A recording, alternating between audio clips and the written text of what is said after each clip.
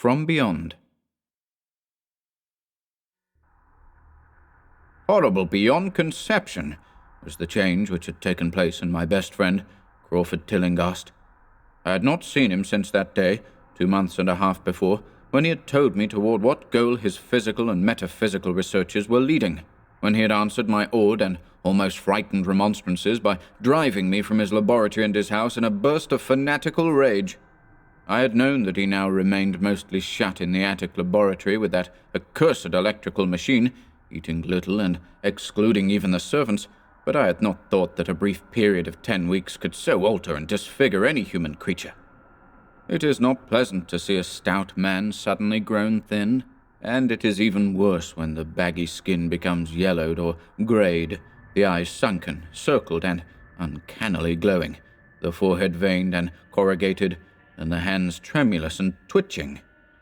And if added to this there be a repellent unkemptness, a wild disorder of dress, a bushiness of dark hair white at the roots, and an unchecked growth of pure white beard on a face once clean-shaven, the cumulative effect is quite shocking.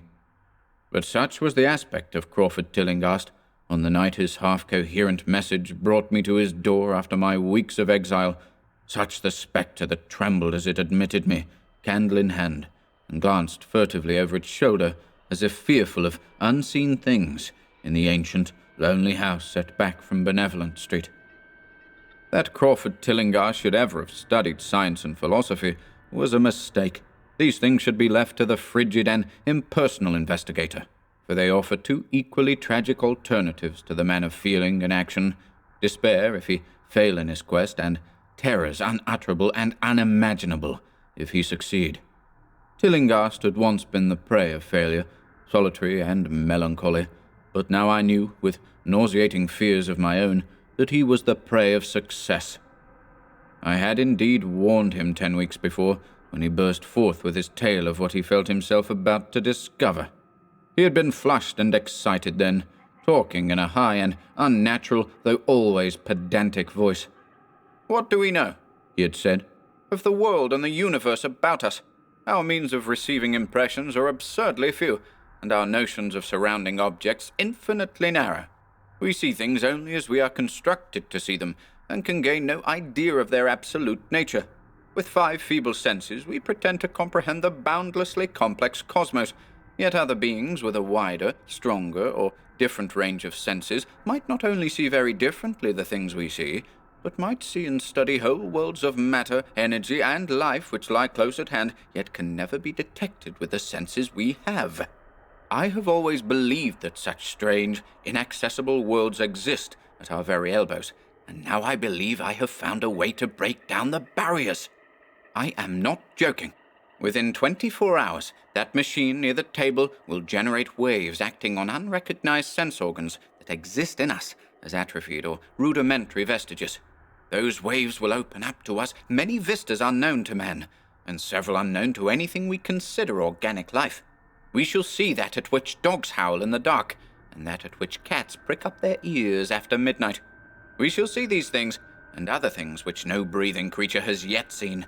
We shall overleap time, space, and dimensions, and without bodily motion, peer to the bottom of creation." When Tillinghast said these things, I remonstrated, for I knew him well enough to be frightened rather than amused. But he was a fanatic, and drove me from the house. Now he was no less a fanatic, but his desire to speak had conquered his resentment, and he had written me imperatively in a hand I could scarcely recognize.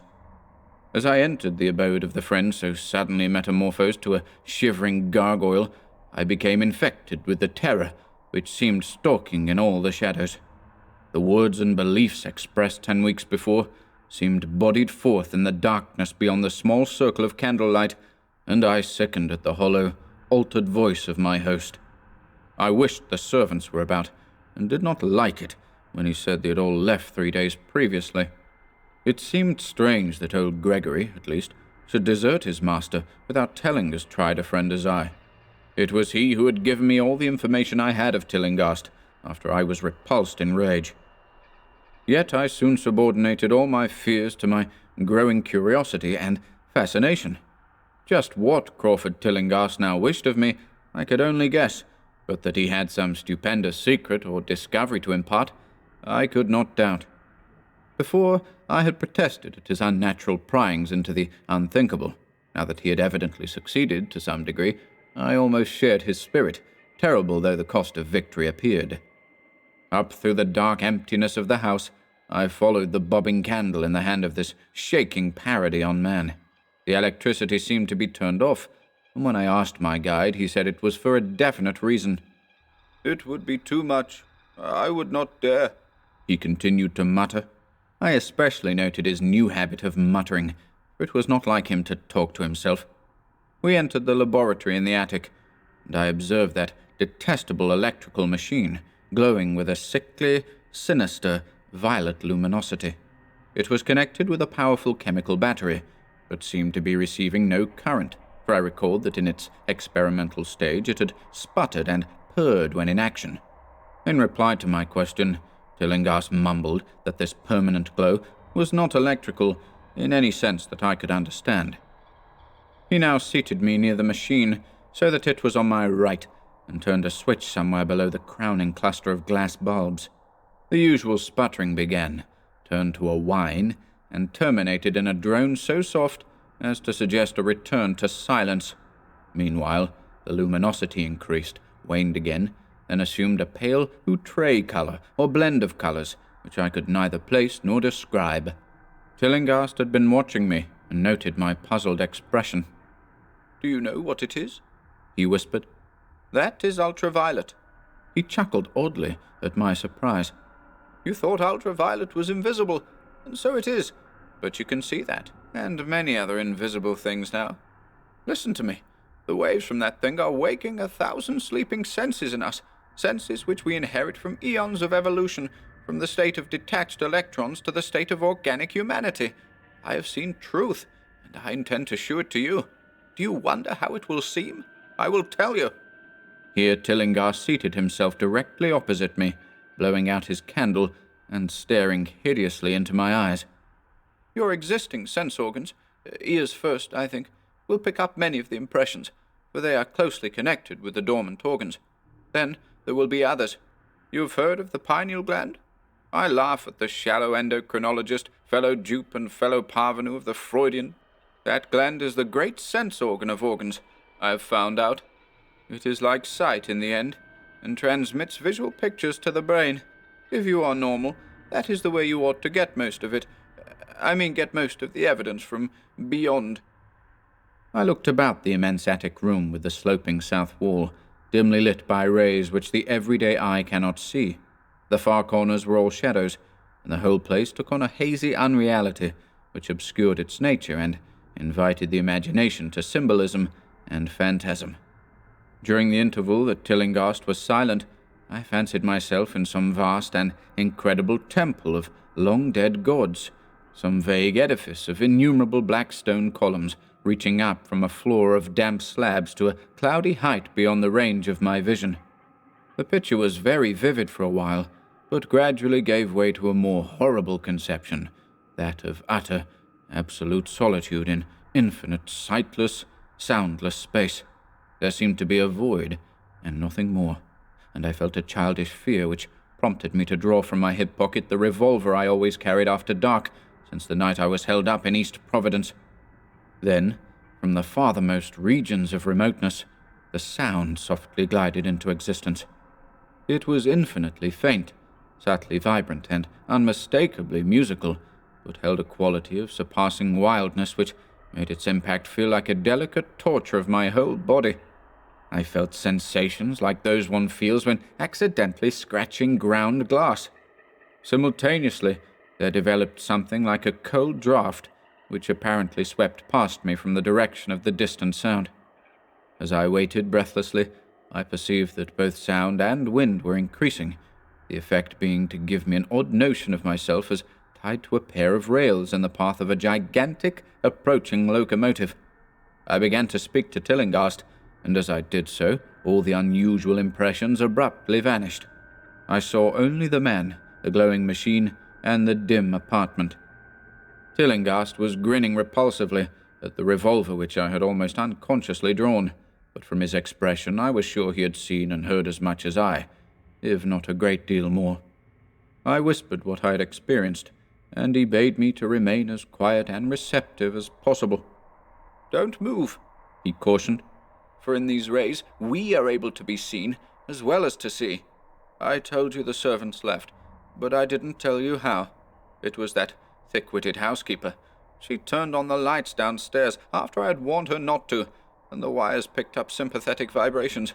It must have been frightful. I could hear the screams up here, in spite of all I was seeing and hearing from another direction, and later it was rather awful to find those empty heaps of clothes around the house. Mrs. Updike's clothes were close to the front hall switch. That's how I know she did it. It got them all. But so long as we don't move, we're fairly safe. Remember, we're dealing with a hideous world in which we are practically helpless. Keep still." The combined shock of the revelation and of the abrupt command gave me a kind of paralysis, and in my terror my mind again opened to the impressions coming from what Tillinghast called beyond. I was now in a vortex of sound and motion, with confused pictures before my eyes. I saw the blurred outlines of the room, but from some point in space there seemed to be pouring a seething column of unrecognizable shapes or clouds, penetrating the solid roof at a point ahead and to the right of me. Then I glimpsed the temple-like effect again, but this time the pillars reached up into an aerial ocean of light, which sent down one blinding beam along the path of the cloudy column I had seen before. After that, the scene was almost wholly kaleidoscopic, and in the jumble of sights, sounds, and unidentified sense impressions, I felt that I was about to dissolve or in some way lose the solid form. One definite flash I shall always remember. I seemed for an instant to behold a patch of strange night sky filled with shining, revolving spheres, and as it receded, I saw that the glowing suns formed a constellation or galaxy of settled shape, this shape being the distorted face of Crawford Tillinghast. At another time, I felt the huge animate things brushing past me, and occasionally walking or drifting through my supposedly solid body, and thought I saw Tillinghast look at them, as though his better-trained senses could catch them visually.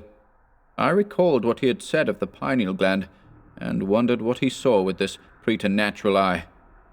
Suddenly, I myself became possessed of a kind of augmented sight.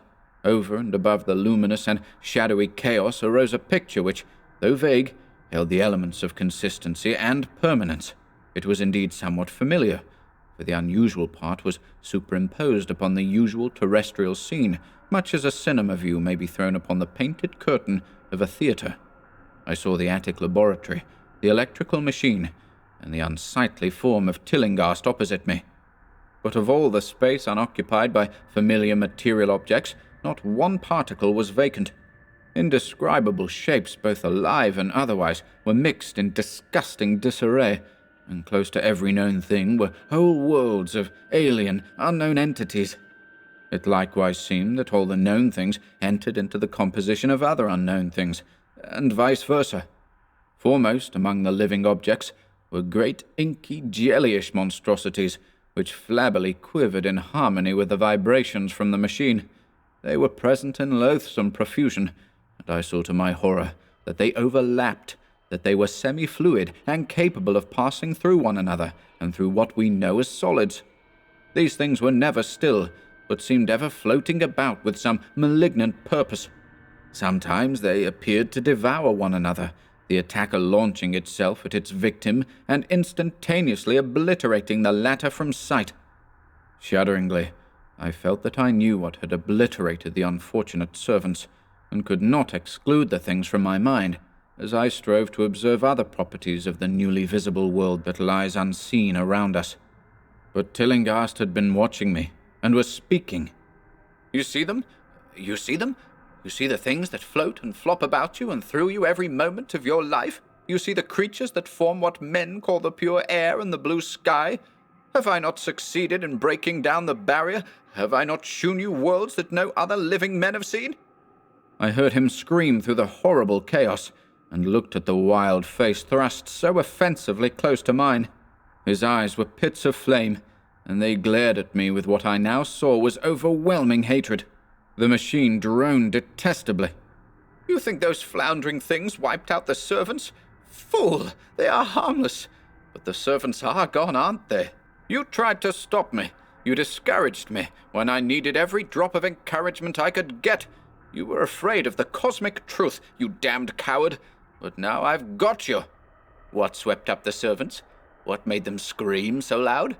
Don't know, eh? You'll know soon enough. Look at me. Listen to what I say. Do you suppose there are really any such things as time and magnitude? Do you fancy there are such things as form or matter? I tell you, I have struck depths that your little brain can't picture. I have seen beyond the bounds of infinity and drawn down demons from the stars. I have harnessed the shadows that stride from world to sow death and madness. Space belongs to me. Do you hear? Things are hunting me now, the things that devour and dissolve. But I know how to elude them. It is you they will get, as they got the servants. Stirring, dear sir? I told you it was dangerous to move. I have saved you so far by telling you to keep still, saved you to see more sights and to listen to me. If you had moved, they would have been at you long ago. Don't worry. They won't hurt you. They didn't hurt the servants. It was seeing that made the poor devils scream so. My pets are not pretty. They come out of places where aesthetic standards are very different. Disintegration is quite painless, I assure you. But I want you to see them. I almost saw them, but I knew how to stop. You're not curious? I always knew you were no scientist. Trembling, eh? Trembling with anxiety to see the ultimate things I've discovered? Why don't you move, then? Tired? Well, don't worry, my friend, for they are coming. Look! Look! Curse you, look! It's just over your left shoulder. What remains to be told is very brief, and may be familiar to you from the newspaper accounts. The police heard a shot in the old Tillinghast house and found us there, Tillinghast dead and me unconscious. They arrested me because the revolver was in my hand, but released me in 3 hours after they found it was apoplexy which had finished Tillinghast and saw that my shot had been directed at the noxious machine which now lay hopelessly shattered on the laboratory floor. I did not tell very much of what I had seen, for I feared the coroner would be skeptical, but from the evasive outline I did give, the doctor told me that I had undoubtedly been hypnotized by the vindictive and homicidal madman. I wish I could believe that, doctor. It would help my shaky nerves if I could dismiss what I now have to think of the air and the sky about and above me. I never feel alone or comfortable, and a hideous sense of pursuit sometimes comes chillingly on me when I am weary. What prevents me from believing the doctor is this one simple fact, that the police never found the bodies of those servants whom they say Crawford Tillinghast murdered.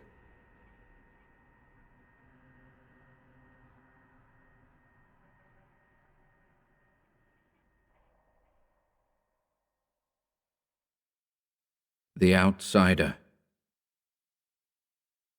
That night the Baron dreamt of many a woe, and all his warrior guests with shade and form, of witch and demon and large coffin worm, will long be nightmared. Keats. Unhappy is he, to whom the memories of childhood bring only fear and sadness.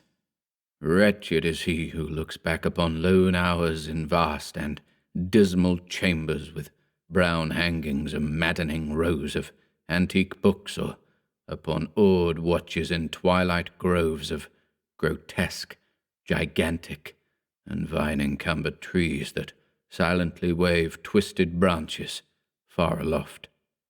Such a lot the gods gave to me, the dazed, the disappointed, the barren, the broken, and yet I am strangely content, and cling desperately to those sere memories, when my mind momentarily threatens to reach beyond to the other.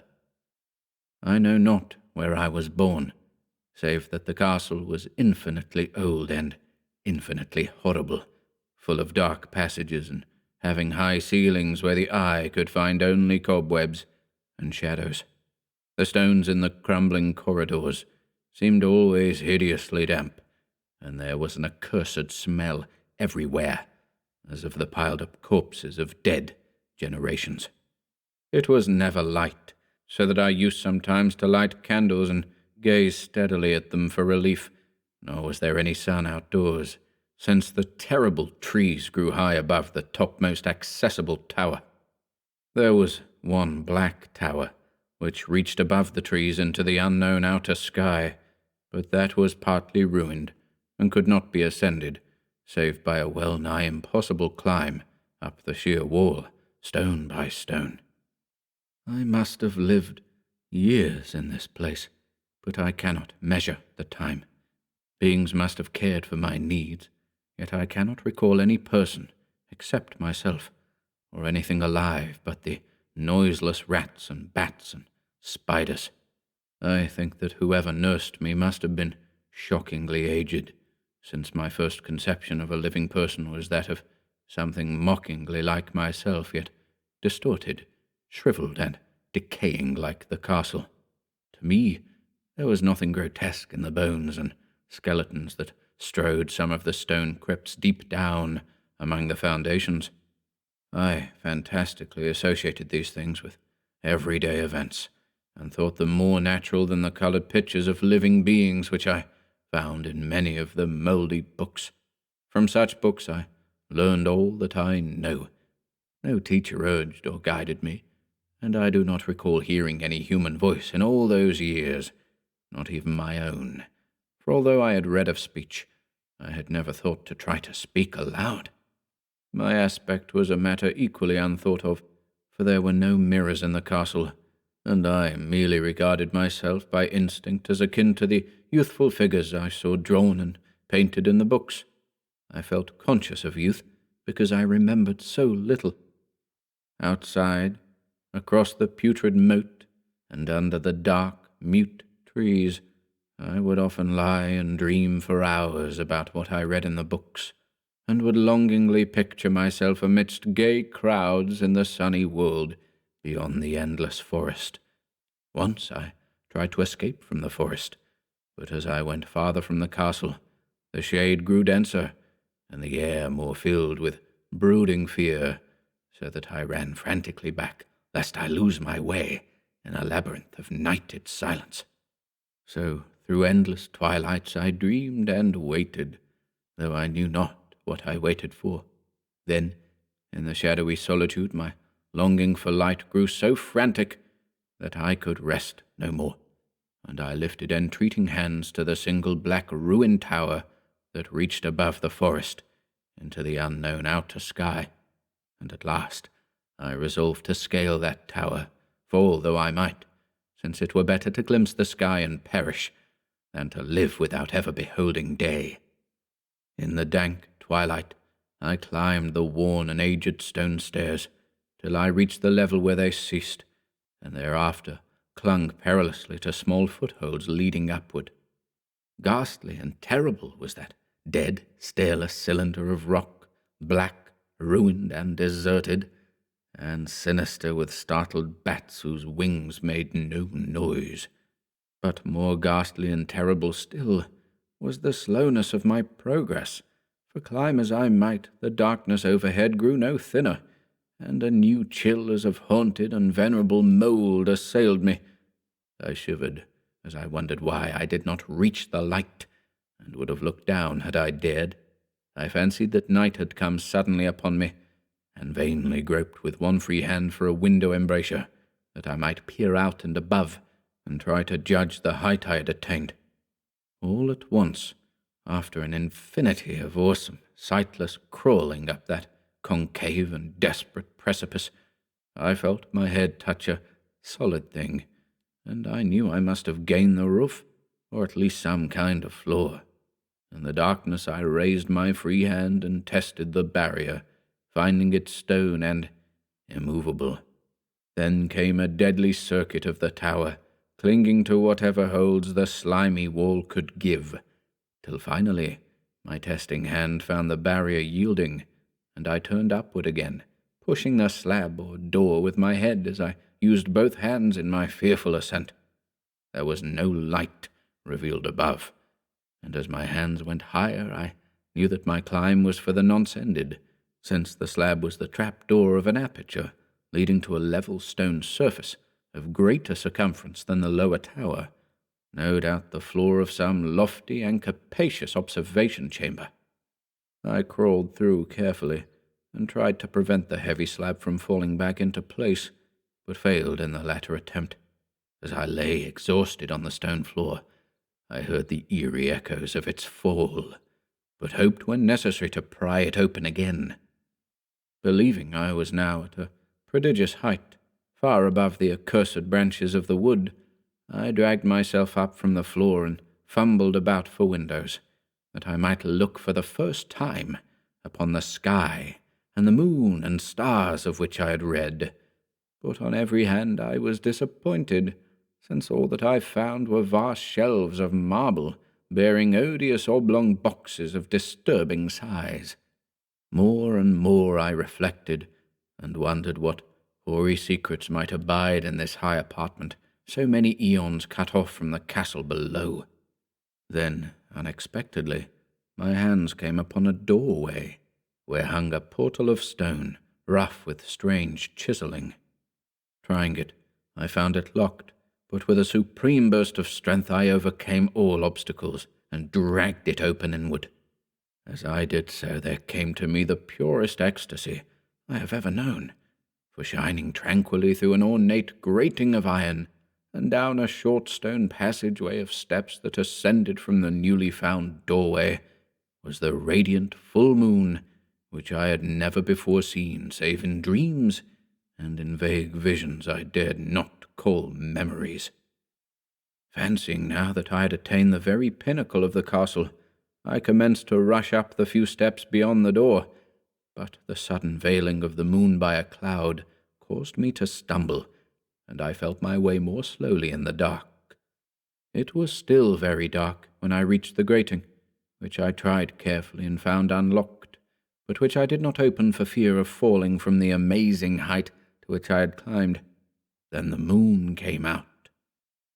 Most demoniacal of all shocks is that of the abysmally unexpected and grotesquely unbelievable. Nothing I had before undergone could compare in terror with what I now saw, with the bizarre marvels that sight implied. The sight itself was as simple as it was stupefying, for it was merely this: instead of a dizzying prospect of tree-tops seen from a lofty eminence, there stretched around me on a level through the grating nothing less than the solid ground, decked and diversified by marble slabs and columns, and overshadowed by an ancient stone church, whose ruined spire gleamed spectrally in the moonlight. Half unconscious, I opened the grating and staggered out upon the white gravel path that stretched away in two directions. My mind, stunned and chaotic as it was, still held the frantic craving for light, and not even the fantastic wonder which had happened could stay my course. I neither knew nor cared whether my experience was insanity, dreaming, or magic, but was determined to gaze on brilliance and gaiety at any cost. I knew not who I was, or what my surroundings might be, though as I continued to stumble along I became conscious of a kind of fearsome latent memory that made my progress not wholly fortuitous. I passed under an arch out of that region of slabs and columns, and wandered through the open country, sometimes following the visible road, but sometimes leaving it curiously to tread across meadows, where only occasional ruins bespoke the ancient presence of a forgotten road. Once I swam across a swift river where crumbling, mossy masonry told of a bridge long vanished. Over 2 hours must have passed before I reached what seemed to be my goal, a venerable ivied castle in a thickly wooded park, maddeningly familiar, yet full of perplexing strangeness to me. I saw that the moat was filled in, and that some of the well-known towers were demolished, whilst new wings existed to confuse the beholder. But what I observed with chief interest and delight were the open windows, gorgeously ablaze with light and sending forth sound of the gayest revelry. Advancing to one of these, I looked in and saw an oddly dressed company indeed, making merry and speaking brightly to one another. I had never, seemingly, heard human speech before, and could guess only vaguely what was said. Some of the faces seemed to hold expressions that brought up incredibly remote recollections. Others were utterly alien. I now stepped through the low window into the brilliantly lighted room, stepping as I did so from my single bright moment of hope to my blackest convulsion of despair and realization.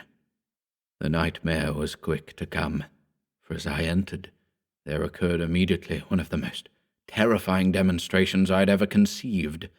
Scarcely had I crossed the sill when there descended upon the whole company a sudden and unheralded fear of hideous intensity, distorting every face and evoking the most horrible screams from nearly every throat. Flight was universal, and in the clamour and panic several fell in a swoon and were dragged away by their madly fleeing companions. Many covered their eyes with their hands and plunged blindly and awkwardly in their race to escape, overturning furniture and stumbling against the walls before they managed to reach one of the many doors. The cries were shocking, and as I stood in the brilliant apartment, alone and dazed, listening to their vanishing echoes, I trembled at the thought of what might be lurking near me unseen. At a casual inspection, the room seemed deserted, but when I moved toward one of the alcoves, I thought I detected a presence there, a hint of motion beyond the golden-arched doorway leading to another and somewhat similar room. As I approached the arch, I began to perceive the presence more clearly, and then, with the first and last sound I ever uttered, a ghastly ululation revolted me almost as poignantly as its noxious cause. I beheld in full, frightful vividness the inconceivable, indescribable, and unmentionable monstrosity which had, by its simple appearance, changed a merry company to a herd of delirious fugitives. I cannot even hint what it was like, for it was a compound of all that is unclean, uncanny, unwelcome, abnormal, and detestable. It was the ghoulish shade of decay, antiquity, and desolation, the putrid, dripping eidolon of unwholesome revelation, the awful bearing of that which the merciful earth should always hide. God knows it was not of this world, or no longer of this world, yet to my horror I saw in its eaten-away and bone-revealing outlines a leering, abhorrent travesty on the human shape, and in its mouldy, disintegrating apparel an unspeakable quality that chilled me even more. I was almost paralyzed, but not too much so to make a feeble effort toward flight, a backward stumble which failed to break the spell in which the nameless, voiceless monster held me. My eyes, bewitched by the glassy orbs which stared loathsomely into them, refused to close, though they were mercifully blurred, and showed the terrible object but indistinctly after the first shock. I tried to raise my hand to shut out the sight, yet so stunned were my nerves that my arm could not fully obey my will. The attempt, however, was enough to disturb my balance, so that I had to stagger forward several steps to avoid falling. As I did so, I became suddenly and agonizingly aware of the nearness of the carrion thing, whose hideous, hollow breathing I half fancied I could hear. Nearly mad, I found myself yet able to throw out a hand to ward off the fetid apparition which pressed so close, when in one cataclysmic second of cosmic nightmarishness and hellish accident, my fingers touched the rotting, outstretched paw of the monster beneath the golden arch. I did not shriek, but all the fiendish ghouls that ride the night wind shrieked for me, as in that same second there crashed down upon my mind a single and fleeting avalanche of soul-annihilating memory. I knew in that second all that had been. I remembered beyond the frightful castle and the trees, and recognized the altered edifice in which I now stood. I recognized, most terrible of all, the unholy abomination that stood leering before me as I withdrew my sullied fingers from its own. But in the cosmos there is balm as well as bitterness, and that balm is nepenthe. In the supreme horror of that second I forgot what had horrified me, and the burst of black memory vanished in a chaos of echoing images. In a dream I fled from that haunted and accursed pile, and ran swiftly and silently in the moonlight. When I returned to the churchyard place of marble and went down the steps, I found the stone trapdoor immovable, but I was not sorry, for I had hated the antique castle and the trees. Now I ride with the mocking and friendly ghouls on the night wind, and play by day amongst the catacombs of Nephron Ka, in the sealed and unknown valley of Hadoth by the Nile. I know that light is not for me, save that of the moon over the rock tombs of Neb, nor any gaiety, save the unnamed feasts of Nitocris beneath the great pyramid. Yet in my new wildness and freedom I almost welcome the bitterness of alienage.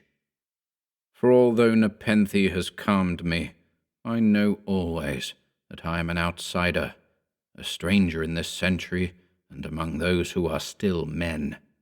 This I have known ever since I stretched out my fingers to the abomination within that great gilded frame, stretched out my fingers and touched a cold and unyielding surface of polished glass.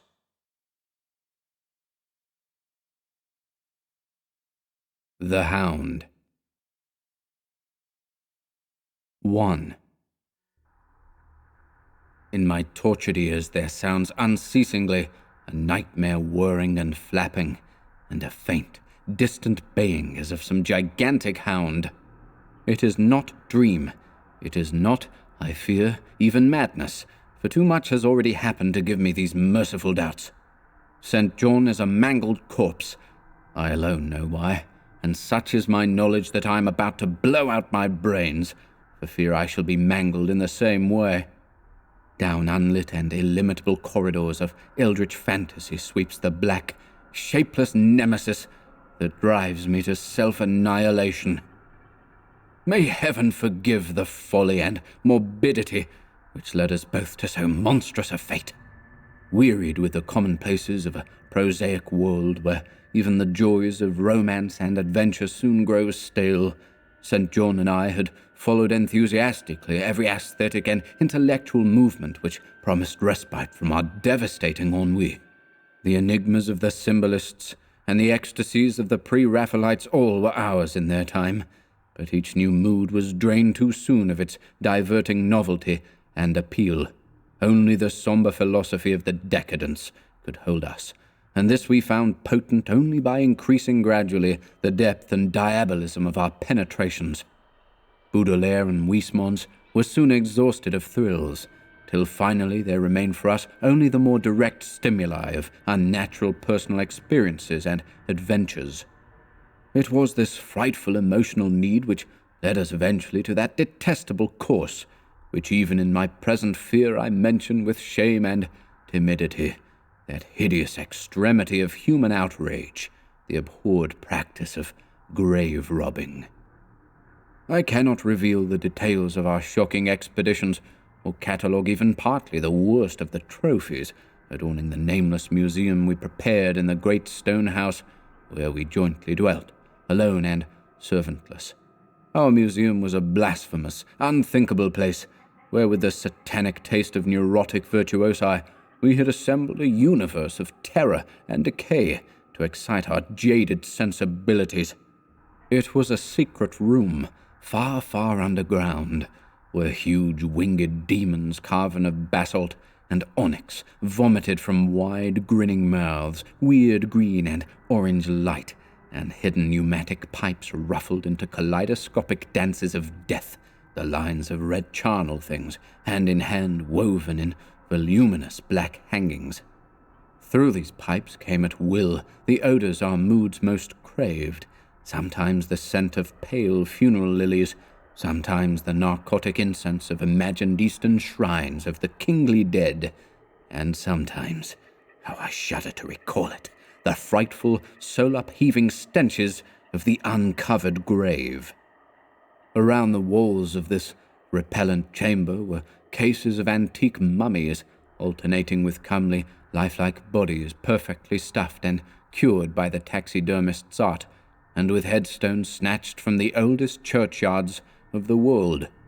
Niches here and there contained skulls of all shapes and heads preserved in various stages of dissolution. There one might find the rotting, bald pates of famous noblemen, and the fresh and radiantly golden heads of new buried children. Statues and paintings there were, all of fiendish subjects, and some executed by St. John and myself. A locked portfolio, bound in tanned human skin, held certain unknown and unnameable drawings which it was rumored Goya had perpetrated, but dared not acknowledge. There were nauseous musical instruments, stringed, brass, and woodwind, on which St. John and I sometimes produced dissonances of exquisite morbidity and cacodemoniacal ghastliness, whilst in a multitude of inlaid ebony cabinets reposed the most incredible and unimaginable variety of tomb loot ever assembled by human madness and perversity. It is of this loot in particular that I must not speak. Thank God I had the courage to destroy it long before I thought of destroying myself. The predatory excursions on which we collected our unmentionable treasures were always artistically memorable events. We were no vulgar ghouls, but worked only under certain conditions of mood, landscape, environment, weather, season, and moonlight. These pastimes were to us the most exquisite form of aesthetic expression, and we gave their details a fastidious technical care. An inappropriate hour, a jarring lighting effect, or a clumsy manipulation of the damp sword would almost totally destroy for us that ecstatic titillation which followed the exhumation of some ominous, grinning secret of the earth. Our quest for novel scenes and piquant conditions was feverish and insatiate. St. John was always the leader, and he it was who led the way at last to that mocking, that accursed spot which brought us our hideous and inevitable doom. By what malign fatality were we lured to that terrible Holland churchyard? I think it was the dark rumor and legendary, the tales of one buried for 5 centuries, who had himself been a ghoul in his time and had stolen a potent thing from a mighty sepulchre. I can recall the scene in these final moments, the pale autumnal moon over the graves, casting long, horrible shadows, the grotesque trees drooping sullenly to meet the neglected grass and the crumbling slabs, the vast legions of strangely colossal bats that flew against the moon, the antique ivied church pointing a huge spectral finger at the livid sky, the phosphorescent insects that danced like death fires under the yews in a distant corner, the odors of mold, vegetation, and less explicable things that mingled feebly with the night wind from over far swamps and seas, and worst of all, the faint, deep-toned baying of some gigantic hound, which we could neither see nor definitely place. As we heard this suggestion of baying, we shuddered, remembering the tales of the peasantry, for he whom we sought had centuries before been found in this selfsame spot, torn and mangled by the claws and teeth of some unspeakable beast. I remembered how we delved in this ghoul's grave with our spades, and how we thrilled at the picture of ourselves, the grave, the pale watching moon, the horrible shadows, the grotesque trees, the titanic bats, the antique church, the dancing death fires, the sickening odors, the gently moaning night wind, and the strange, half-heard, directionless baying, of whose objective existence we could scarcely be sure. Then we struck a substance harder than the damp mould, and beheld a rotting oblong box crusted with mineral deposits from the long, undisturbed ground. It was incredibly tough and thick, but so old that we finally pried it open and feasted our eyes on what it held. Much, amazingly much, was left of the object, despite the lapse of 500 years. The skeleton, though crushed in places by the jaws of the thing that had killed it, held together with surprising firmness, and we gloated over the clean white skull and its long, firm teeth and its eyeless sockets that once had glowed with a charnel fever like our own. In the coffin lay an amulet of curious and exotic design, which had apparently been worn around the sleeper's neck. It was the oddly conventionalized figure of a crouching winged hound, or sphinx with a semi-canine face, and was exquisitely carved in antique oriental fashion from a small piece of green jade. The expression on its features was repellent in the extreme, savoring at once of death, bestiality, and malevolence.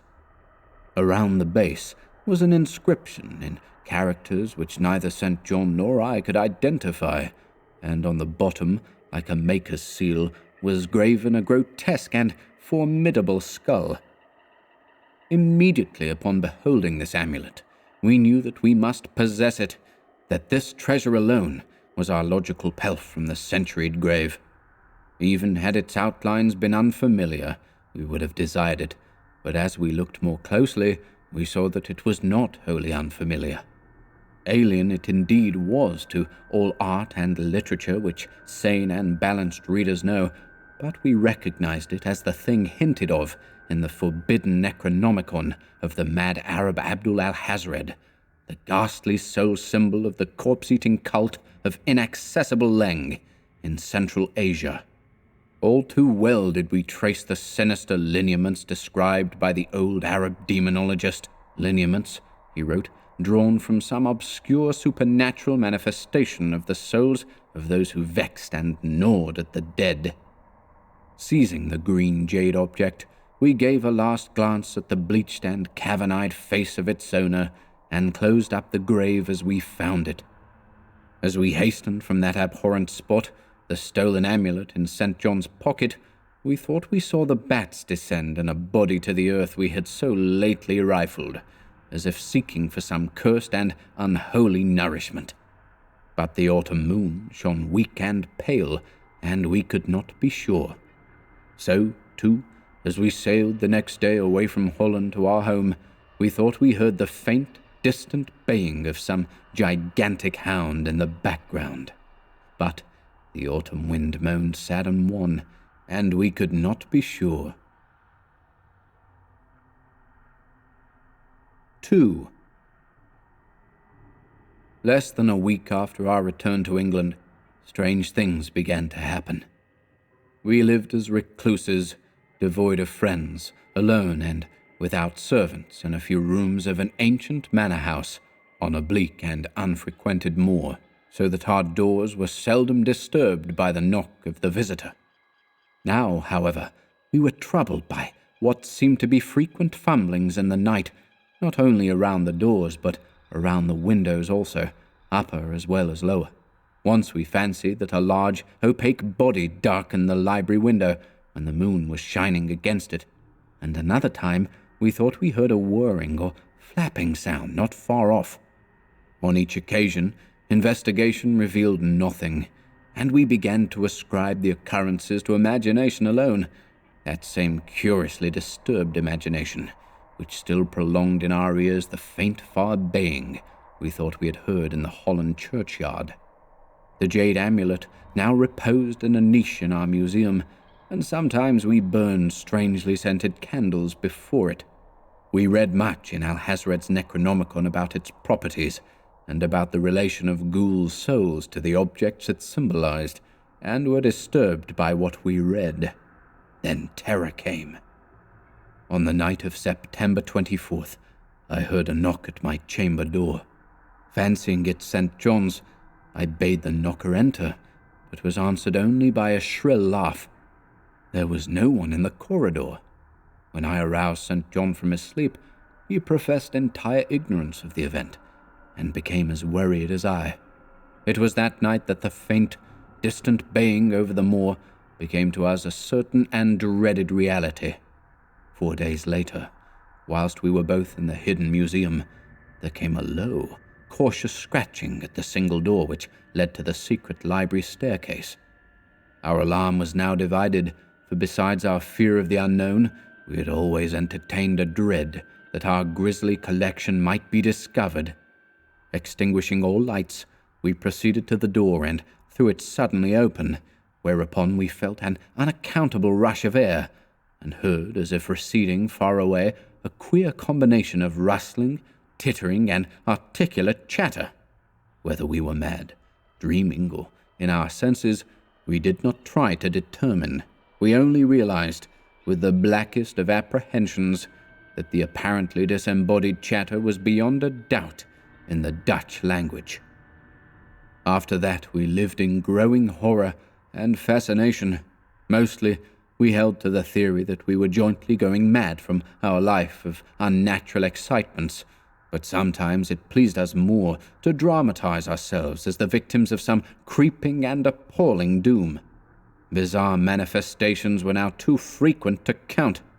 Our lonely house was seemingly alive with the presence of some malign being, whose nature we could not guess, and every night that demoniac baying rolled over the windswept moor, always louder and louder. On October 29th, we found in the soft earth underneath the library window a series of footprints utterly impossible to describe. They were as baffling as the hordes of great bats which haunted the old manor house in unprecedented and increasing numbers. The horror reached a culmination on November 18th, when St. John, walking home after dark from the distant railway station, was seized by some frightful carnivorous thing and torn to ribbons. His screams had reached the house, and I had hastened to the terrible scene in time to hear a whir of wings and see a vague black, cloudy thing silhouetted against the rising moon. My friend was dying when I spoke to him, and he could not answer coherently. All he could do was to whisper, "The amulet! That damned thing!" Then he collapsed, an inert mass of mangled flesh. I buried him the next midnight in one of our neglected gardens, and mumbled over his body one of the devilish rituals he had loved in life. And as I pronounced the last demoniac sentence, I heard afar on the moor the faint baying of some gigantic hound. The moon was up, but I dared not look at it, and when I saw on the dim-lit moor a wide, nebulous shadow sweeping from mound to mound, I shut my eyes and threw myself face down upon the ground. When I arose, trembling, I know not how much later, I staggered into the house and made shocking obeisances before the enshrined amulet of green jade. Being now afraid to live alone in the ancient house on the moor, I departed on the following day for London, taking with me the amulet, after destroying by fire and burial the rest of the impious collection in the museum. But after 3 nights, I heard the baying again, and before a week was over, felt strange eyes upon me whenever it was dark. One evening, as I strolled on Victoria Embankment for some needed air, I saw a black shape obscure one of the reflections of the lamps in the water. A wind stronger than the night wind rushed by, and I knew that what had befallen St. John must soon befall me. The next day, I carefully wrapped the green jade amulet and sailed for Holland. What mercy I might gain by returning the thing to its silent, sleeping owner, I knew not, but I felt that I must at least try any step conceivably logical. What the hound was and why it pursued me were questions still vague, but I had first heard the baying in that ancient churchyard, and every subsequent event, including St. John's dying whisper, had served to connect the curse with the stealing of the amulet. Accordingly, I sank into the nethermost abysses of despair when, at an inn in Rotterdam, I discovered the thieves had despoiled me of the sole means of salvation. The baying was loud that evening, and in the morning I read of a nameless deed in the vilest quarter of the city. The rabble were in terror, for upon an evil tenement had befallen a red death beyond the foulest previous crime of the neighborhood. In a squalid thieves' den, an entire family had been torn to shreds by an unknown thing which left no trace, and those around had heard all night above the usual clamour of drunken voices a faint, deep, insistent note, as of a gigantic hound. So at last I stood again in that unwholesome churchyard, where a pale winter moon cast hideous shadows, and leafless trees drooped sullenly to meet the withered, frosty grass and cracking slabs, and the ivied church pointed a jeering finger at the unfriendly sky, and the night wind howled maniacally from over frozen swamps and frigid seas. The baying was very faint now, and it ceased altogether as I approached the ancient grave I had once violated, and frightened away an abnormally large horde of bats which had been hovering curiously around it. I know not why I went thither unless to pray or gibber out insane pleas and apologies to the calm white thing that lay within, but whatever my reason, I attacked the half-frozen sword with a desperation partly mine and partly that of a dominating will outside myself. Excavation was much easier than I expected, though at one point I encountered a queer interruption, when a lean vulture darted down out of the cold sky and pecked frantically at the grave earth until I killed him with a blow of my spade. Finally, I reached the rotting oblong box and removed the damp, nitrous cover. This is the last rational act I ever performed.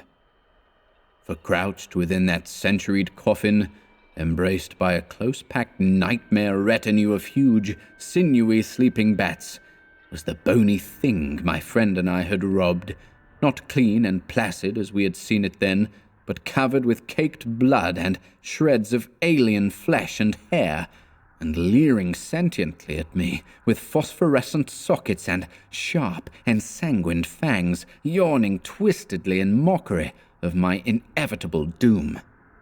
And when it gave from those grinning jaws a deep, sardonic bay as of some gigantic hound, and I saw that it held in its gory, filthy claw the lost and fateful amulet of green jade, I merely screamed and ran away idiotically, my screams soon dissolving into peals of hysterical laughter. Madness rides the star wind, claws and teeth sharpened on centuries of corpses, dripping death astride a bacchanal of bats from night-black ruins of buried temples of Belial. Now, as the baying of that dead, fleshless monstrosity grows louder and louder, and the stealthy whirring and flapping of those accursed web-wings circles closer and closer, I shall seek with my revolver the oblivion which is my only refuge from the unnamed and unnameable.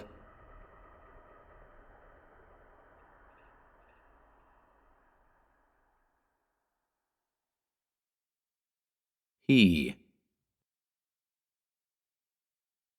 I saw him on a sleepless night when I was working desperately to save my soul and my vision.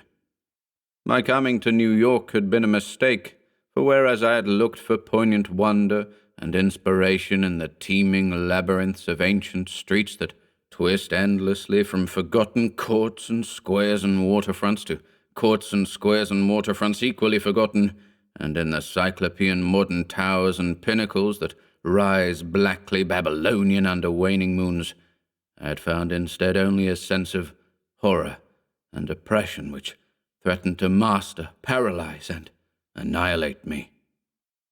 The disillusion had been gradual. Coming for the first time upon the town, I had seen it in the sunset from a bridge, majestic above its waters, its incredible peaks and pyramids rising flower-like and delicate from pools of violet mist to play with the flaming golden clouds and the first stars of evening. Then it had lighted up window by window above the shimmering tides, where lanterns nodded and glided and deep horns bayed weird harmonies, and itself become a starry firmament of dream, redolent of fairy music, and one with the marbles of Carcassonne and Samarkand and El Dorado, and all glorious and half-fabulous cities. Shortly afterward, I was taken through those antique ways so dear to my fancy, narrow, curving alleys and passages where rows of red Georgian brick blinked with small-paned dormers above pillared doorways that had looked on gilded sedans and panelled coaches, and in the first flush of realization of these long-wished things I thought I had indeed achieved such treasures as would make me in time a poet. But success and happiness were not to be. Garish daylight showed only squalor and alienage, and the noxious elephantiasis of climbing, spreading stone where the moon had hinted of loveliness and elder magic, and the throngs of people that seethed through the flume-like streets were squat, swarthy strangers with ardent faces and narrow eyes, shrewd strangers without dreams and without kinship to the scenes about them, who could never mean aught to a blue-eyed man of the old folk, with a love of fair green lanes and white New England village steeples in his heart.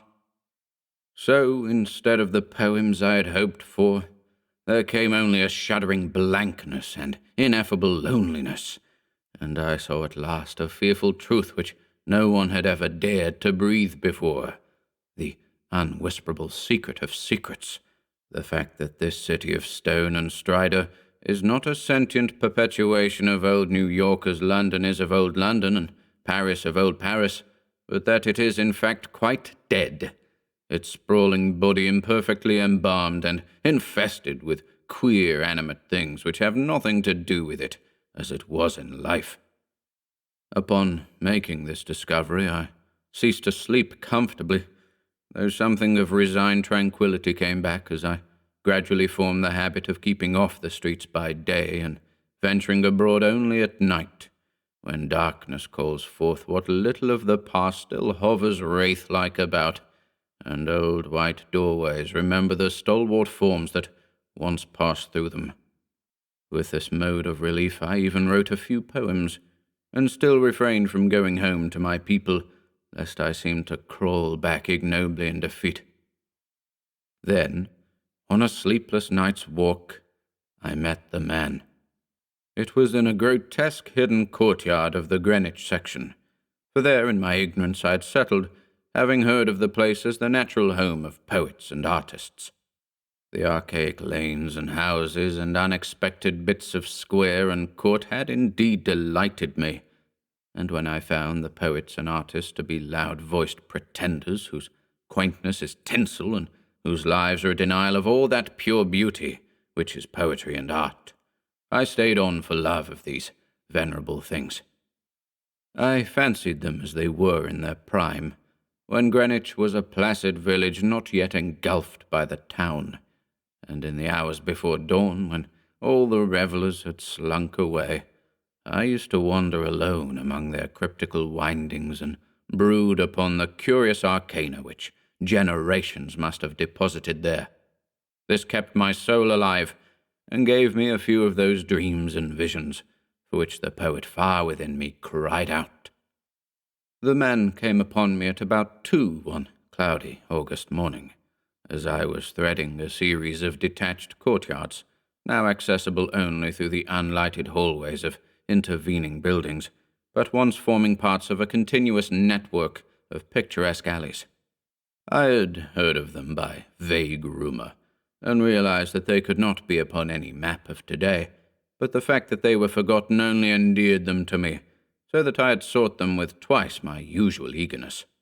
Now that I had found them, my eagerness was again redoubled, for something in their arrangement dimly hinted that they might be only a few of many such, with dark, dumb counterparts wedged obscurely betwixt high blank walls and deserted rear tenements, or lurking lamplessly behind archways, unbetrayed by hordes of the foreign-speaking, or guarded by furtive and uncommunicative artists, whose practices do not invite publicity or the light of day. He spoke to me without invitation, noting my mood and glances as I studied certain knockered doorways above iron-railed steps, the pallid glow of traceried transoms feebly lighting my face.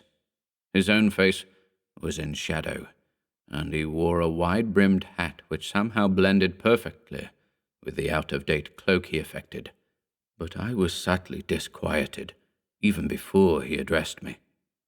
His form was very slight, thin almost to cadaverousness, and his voice proved phenomenally soft and hollow, though not particularly deep. He had, he said, noticed me several times at my wanderings, and inferred that I resembled him in loving the vestiges of former years. Would I not like the guidance of one long practised in these explorations and possessed of local information profoundly deeper than any which an obvious newcomer could possibly have gained? As he spoke, I caught a glimpse of his face in the yellow beam from a solitary attic window. It was a noble, even a handsome, elderly countenance, and bore the marks of a lineage and refinement unusual for the age and place. Yet some quality about it disturbed me almost as much as its features pleased me. Perhaps it was too white, or too expressionless, or too much out of keeping with the locality to make me feel easy or comfortable. Nevertheless, I followed him, for in those dreary days my quest for antique beauty and mystery was all that I had to keep my soul alive, and I reckoned it a rare favor of fate to fall in with one whose kindred seeking seemed to have penetrated so much farther than mine. Something in the night constrained the cloaked man to silence, and for a long hour he led me forward without needless words, making only the briefest of comments concerning ancient names and dates and changes, and directing my progress very largely by gestures, as we squeezed through interstices, tiptoed through corridors, clambered over brick walls, and once crawled on hands and knees through a low, arched passage of stone, whose immense length and tortuous twistings effaced at last every hint of geographical location I had managed to preserve. The things we saw were very old and marvelous, or at least they seemed so in the few straggling rays of light by which I viewed them, and I shall never forget the tottering Ionic columns and fluted pilasters and urn-headed iron fence posts and flaring linteled windows and decorative fanlights that appeared to grow quainter and stranger the deeper we advanced into this inexhaustible maze of unknown antiquity. We met no person, and as time passed, the lighted windows became fewer and fewer. The street lights we first encountered had been of oil, and of the ancient lozenge pattern. Later I noticed some with candles, and at last, after traversing a horrible unlighted court where my guide had to lead with his gloved hand through total blackness to a narrow wooden gate in a high wall, we came upon a fragment of alley lit only by lanterns in front of every seventh house, unbelievably colonial tin lanterns with conical tops and holes punched in the sides. This alley led steeply uphill, more steeply than I thought possible in this part of New York, and the upper end was blocked squarely by the ivy-clad wall of a private estate, beyond which I could see a pale cupola and the tops of trees waving against a vague lightness in the sky. In this wall was a small, low-arched gate of nail-studded black oak, which the man proceeded to unlock with a ponderous key. Leading me within, he steered a course in utter blackness over what seemed to be a gravel path, and finally up a flight of stone steps to the door of the house, which he unlocked and opened for me. We entered, and as we did so, I grew faint from a reek of infinite mustiness which welled out to meet us, and which must have been the fruit of unwholesome centuries of decay. My host appeared not to notice this, and in courtesy I kept silent as he piloted me up a curving stairway, across a hall, and into a room whose door I heard him lock behind us. Then I saw him pull the curtains of the 3 small-paned windows that barely showed themselves against the lightening sky, after which he crossed to the mantel, struck flint and steel, lighted 2 candles of a candelabrum of 12 sconces, and made a gesture enjoining soft-toned speech. In this feeble radiance I saw that we were in a spacious, well-furnished and panelled library dating from the first quarter of the 18th century, with splendid doorway pediments, a delightful Doric cornice, and a magnificently carved overmantel, with scroll and urn top. Above the crowded bookshelves at intervals along the walls were well-wrought family portraits, all tarnished to an enigmatical dimness, and bearing an unmistakable likeness to the man who now motioned me to a chair beside the graceful Chippendale table. Before seating himself across the table from me, my host paused for a moment, as if in embarrassment, then tardily removing his gloves, wide-brimmed hat, and cloak, stood theatrically, revealed in full mid-Georgian costume from queued hair and neck ruffles to knee breeches, silk hose, and the buckled shoes I had not previously noticed. Now, slowly sinking into a lie-back chair, he commenced to eye me intently. Without his hat, he took on an aspect of extreme age which was scarcely visible before, and I wondered if this unperceived mark of singular longevity were not one of the sources of my original disquiet. When he spoke at length, his soft, hollow, and carefully muffled voice not infrequently quavered, and now and then I had great difficulty in following him, as I listened with a thrill of amazement and half-disavowed alarm, which grew each instant. "You behold, sir," my host began, "a man of very eccentrical habits, for whose costume no apology need be offered to one with your wit and inclinations.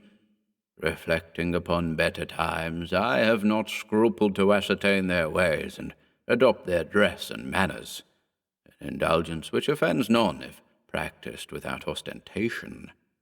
It hath been my good fortune to retain the rural seat of my ancestors, swallowed though it was by two towns, first Greenwich, which built up hither after 1800, then New York, which joined on near 1830. There were many reasons for the close keeping of this place in my family, and I have not been remiss in discharging such obligations. The squire who succeeded to it in 1768 studied certain arts and made certain discoveries, all connected with influences residing in this particular plot of ground, and eminently deserving of the strongest guarding. Some curious effects of these arts and discoveries I now purpose to show you, under the strictest secrecy, and I believe I may rely on my judgment of men enough to have no distrust of either your interest or your fidelity." He paused, but I could only nod my head. I have said that I was alarmed, yet to my soul nothing was more deadly than the material daylight world of New York, and whether this man were a harmless eccentric or a wielder of dangerous arts, I had no choice save to follow him and slake my sense of wonder on whatever he might have to offer. So I listened. "To my ancestor," he softly continued, "there appeared to reside some very remarkable qualities in the will of mankind, qualities having a little suspected dominance not only over the acts of oneself and of others, but over every variety of force and substance in nature, and over many elements and dimensions deemed more universal than nature herself. May I say that he flouted the sanctity of things as great as space and time, and that he put to strange uses the rights of certain half-breed Red Indians once encamped upon this hill? These Indians showed choler when the place was built, and were plaguey pestilent in asking to visit the grounds at the full of the moon. For years they stole over the wall each month when they could, and by stealth performed certain acts. Then, in 68, the new squire catched them at their doings and stood still at what he saw.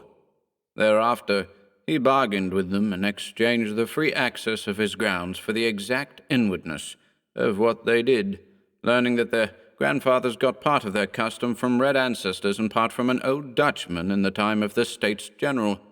And pox on him, I'm afeard the squire must have served them monstrous bad rum, whether or not by intent. For a week after he learnt the secret, he was the only man living that knew it.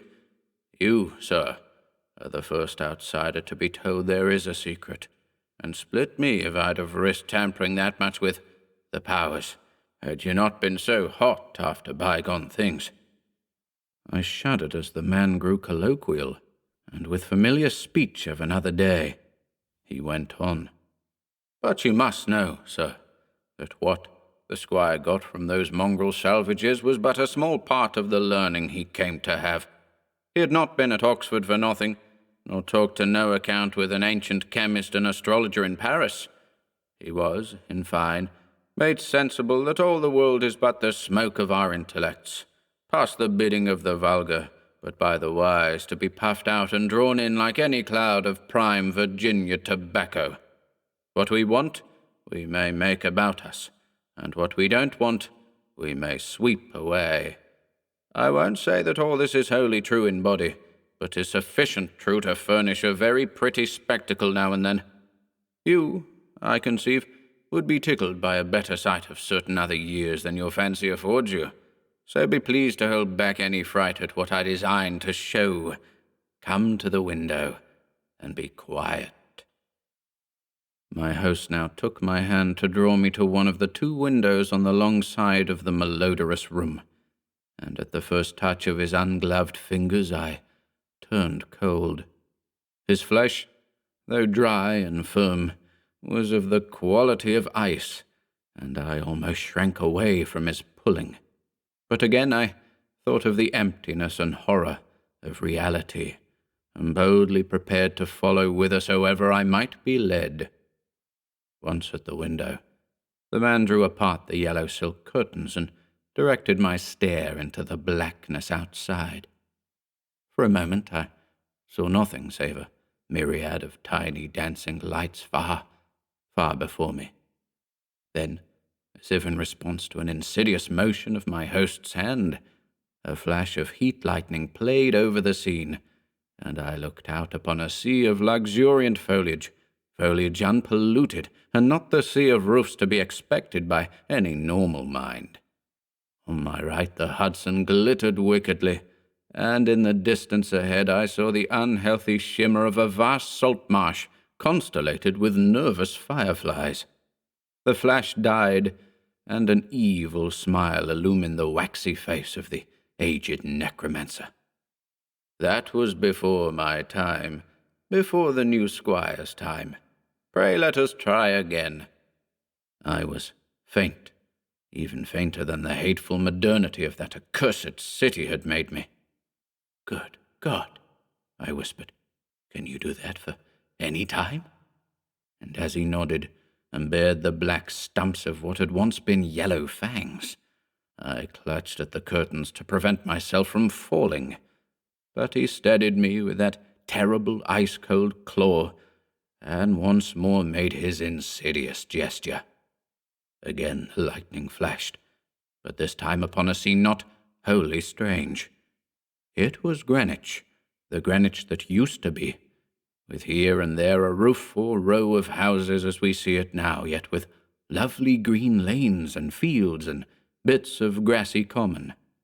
The marsh still glittered beyond, but in the farther distance I saw the steeples of what was then all of New York, Trinity and St. Paul's and the brick church dominating their sisters, and a faint haze of wood smoke hovering over the whole.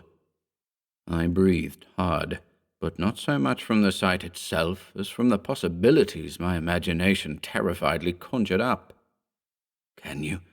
Dare you go far?" I spoke with awe, and I think he shared it for a second, but the evil grin returned. "Far? What I have seen would blast you to a mad statue of stone. Back, back, forward, forward, look, ye puling lack-wit." And as he snarled the phrase under his breath, he gestured anew, bringing to the sky a flash more blinding than either which had come before. For full 3 seconds I could glimpse that pandemoniac sight, and in those seconds I saw a vista which will ever afterward torment me in dreams. I saw the heavens, verminous with strange flying things, and beneath them a hellish black city of giant stone terraces with impious pyramids flung savagely to the moon, and devil lights burning from unnumbered windows, and swarming loathsomely on aerial galleries I saw the yellow, squint-eyed people of that city, robed horribly in orange and red, and dancing insanely to the pounding of fevered kettle drums, the clatter of obscene crotala, and the maniacal moaning of muted horns whose ceaseless dirges rose and fell undulantly like the waves of an unhallowed ocean of bitumen. I saw this vista, I say, and heard as with the mind's ear the blasphemous Dom Daniel of cacophony which companioned it. It was the shrieking fulfillment of all the horror which that corpse city had ever stirred in my soul, and forgetting every injunction to silence, I screamed and screamed and screamed, as my nerves gave way and the walls quivered about me. Then, as the flash subsided, I saw that my host was trembling too, a look of shocking fear half blotting from his face the serpent distortion of rage which my screams had excited.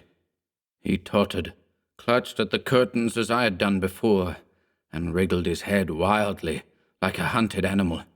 God knows he had cause, for as the echoes of my screaming died away, there came another sound, so hellishly suggestive that only numbed emotion kept me sane and conscious. It was the steady, stealthy creaking of the stairs beyond the locked door, as with the ascent of a barefoot or skin-shod horde, and at last the cautious, purposeful rattling of the brass latch that glowed in the feeble candlelight. The old man clawed and spat at me through the mouldy air, and barked things in his throat as he swayed with the yellow curtain he clutched. "The full moon! Damn you, you yelping dog! You called 'em, and they've come for me. Mockers and feet, dead men. God sink ye, you red devils, but I poisoned no rum of yours. Hadn't I kept your pox-rotted magic safe? You swilled yourself sick, curse ye, and you must needs blame the squire. Let go, you! Unhand that latch, I've naught for you here." At this point, 3 slow and very deliberate raps shook the panels of the door, and a white foam gathered at the mouth of the frantic magician. His fright, turning to steely despair, left room for a resurgence of his rage against me, and he staggered a step toward the table on whose edge I was steadying myself. The curtains, still clutched in his right hand as his left clawed out at me, grew taut and finally crashed down from their lofty fastenings, admitting to the room a flood of that full moonlight which the brightening of the sky had presaged. In those greenish beams the candles paled, and a new semblance of decay spread over the musk-reeking room with its wormy panelling, sagging floor, battered mantel, rickety furniture, and ragged draperies. It spread over the old man, too, whether from the same source or because of his fear and vehemence, and I saw him shrivel and blacken as he lurched near and strove to rend me with vulturine talons. Only his eyes stayed whole, and they glared with a propulsive, dilated incandescence which grew as the face around them charred and dwindled. The rapping was now repeated with greater insistence, and this time bore a hint of metal. The black thing facing me had become only a head with eyes, impotently trying to wriggle across the sinking floor in my direction, and occasionally emitting feeble little spits of immortal malice. Now, swift and splintering blows assailed the sickly panels, and I saw the gleam of a tomahawk as it cleft the rending wood. I did not move, for I could not, but watched dazedly as the door fell in pieces to admit a colossal, shapeless influx of inky substance starred with shining, malevolent eyes. It poured thickly, like a flood of oil bursting a rotten bulkhead, overturned a chair as it spread, and finally flowed under the table and across the room to where the blackened head with the eyes still glared at me. Around that head it closed, totally swallowing it up, and in another moment it had begun to recede, bearing away its invisible burden without touching me, and flowing again out of that black doorway and down the unseen stairs, which creaked as before, though in reverse order. Then the floor gave way at last, and I slid gaspingly down into the nighted chamber below, choking with cobwebs and half swooning with terror. The green moon, shining through broken windows, showed me the hall door half open, and as I rose from the plaster-strewn floor and twisted myself free from the sagged ceilings, I saw sweep past it an awful torrent of blackness, with scores of baleful eyes glowing in it. It was seeking the door to the cellar, and when it found it, it vanished therein. I now felt the floor of this lower room giving as that of the upper chamber had done, and once a crashing above had been followed by the fall past the west window of something which must have been the cupola. Now, liberated for the instant from the wreckage, I rushed through the hall to the front door, and finding myself unable to open it, seized a chair and broke a window, climbing frenziedly out upon the unkempt lawn, where moonlight danced over yard-high grass and weeds. The wall was high, and all the gates were locked, but moving a pile of boxes in a corner, I managed to gain the top and cling to the great stone urn set there. About me in my exhaustion I could see only strange walls and windows and old gambrel roofs. The steep street of my approach was nowhere visible, and the little I did see succumbed rapidly to a mist that rolled in from the river despite the glaring moonlight. Suddenly, the urn to which I clung began to tremble, as if sharing my own lethal dizziness, and in another instant my body was plunging downward to I knew not what fate. The man who found me said that I must have crawled a long way despite my broken bones, for a trail of blood stretched off as far as he dared look. The gathering rain soon effaced this link with the scene of my ordeal, and reports could state no more than that I had appeared from a place unknown at the entrance of a little black court off Perry Street. I never sought to return to those tenebrous labyrinths, nor would I direct any sane man thither if I could. Of who or what that ancient creature was, I have no idea, but I repeat that the city is dead and full of unsuspected horrors. Whither he has gone, I do not know, but I've gone home to the pure New England lanes, up which fragrant sea winds sweep at evening.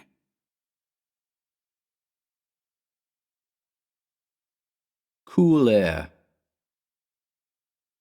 You ask me to explain why I am afraid of a draught of cool air, why I shiver more than others upon entering a cold room, and seem nauseated and repelled when the chill of evening creeps through the heat of a mild autumn day. There are those who say I respond to cold as others do to a bad odor, and I am the last to deny the impression. What I will do is to relate the most horrible circumstance I ever encountered, and leave it to you to judge whether or not this forms a suitable explanation of my peculiarity. It is a mistake to fancy that horror is associated inextricably with darkness, silence, and solitude. I found it in the glare of mid-afternoon, in the clangor of a metropolis, and in the teeming midst of a shabby and commonplace rooming-house, with a prosaic landlady and two stalwart men by my side. In the spring of 1923, I had secured some dreary and unprofitable magazine work in the city of New York, and being unable to pay any substantial rent, began drifting from one cheap boarding establishment to another in search of a room which might combine the qualities of decent cleanliness, endurable furnishings, and very reasonable price. It soon developed that I had only a choice between different evils, but after a time I came upon a house in West 14th Street, which disgusted me much less than the others I had sampled. The place was a 4-story mansion of brownstone, dating apparently from the late 40s, and fitted with woodwork and marble whose stained and sullied splendor argued a descent from high levels of tasteful opulence.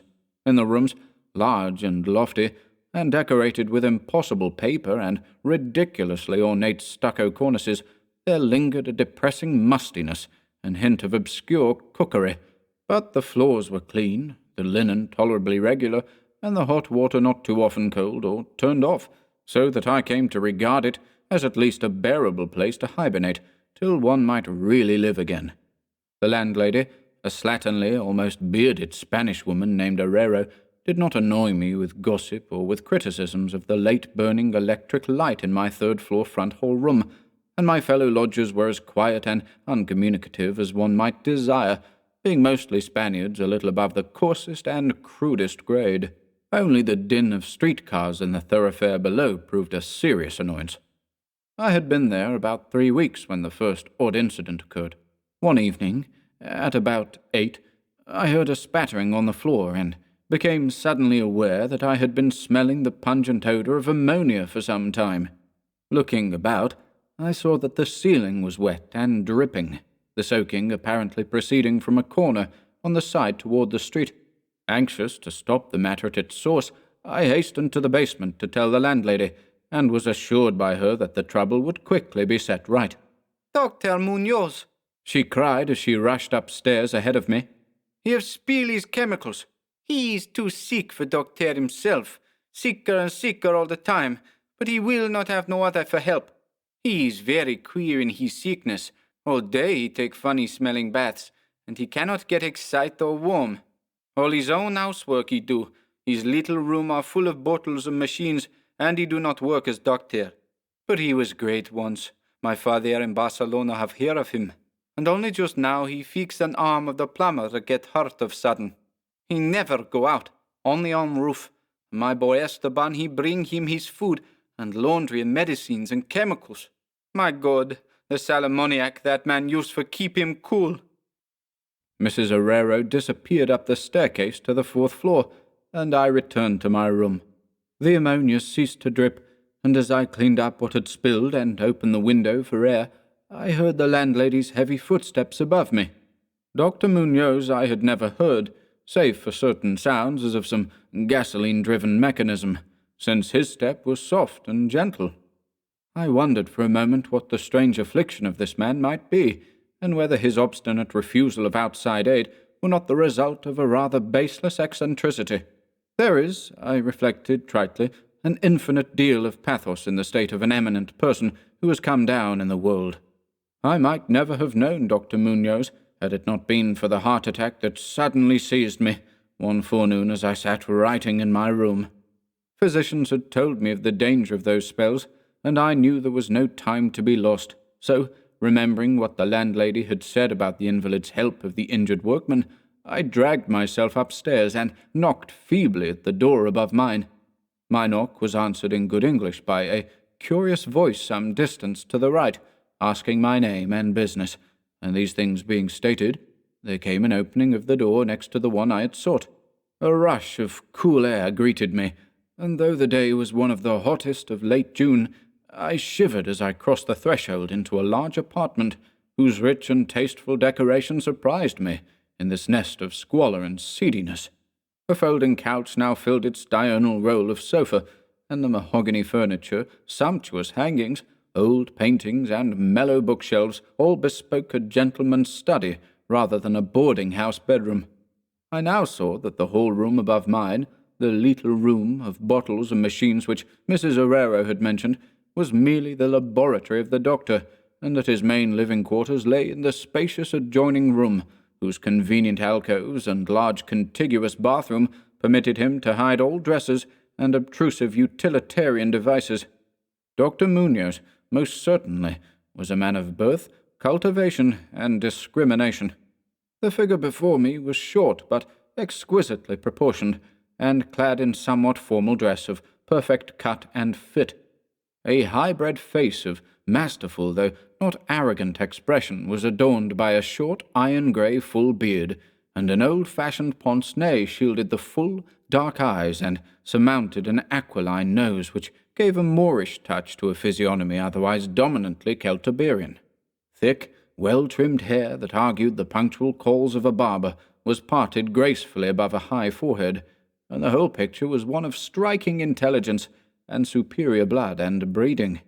Nevertheless, as I saw Dr. Munoz in that blast of cool air, I felt a repugnance which nothing in his aspect could justify. Only his lividly inclined complexion and coldness of touch could have afforded a physical basis for this feeling, and even these things should have been excusable, considering the man's known invalidism. It might, too, have been the singular cold that alienated me, for such chilliness was abnormal on so hot a day, and the abnormal always excites aversion, distrust, and fear.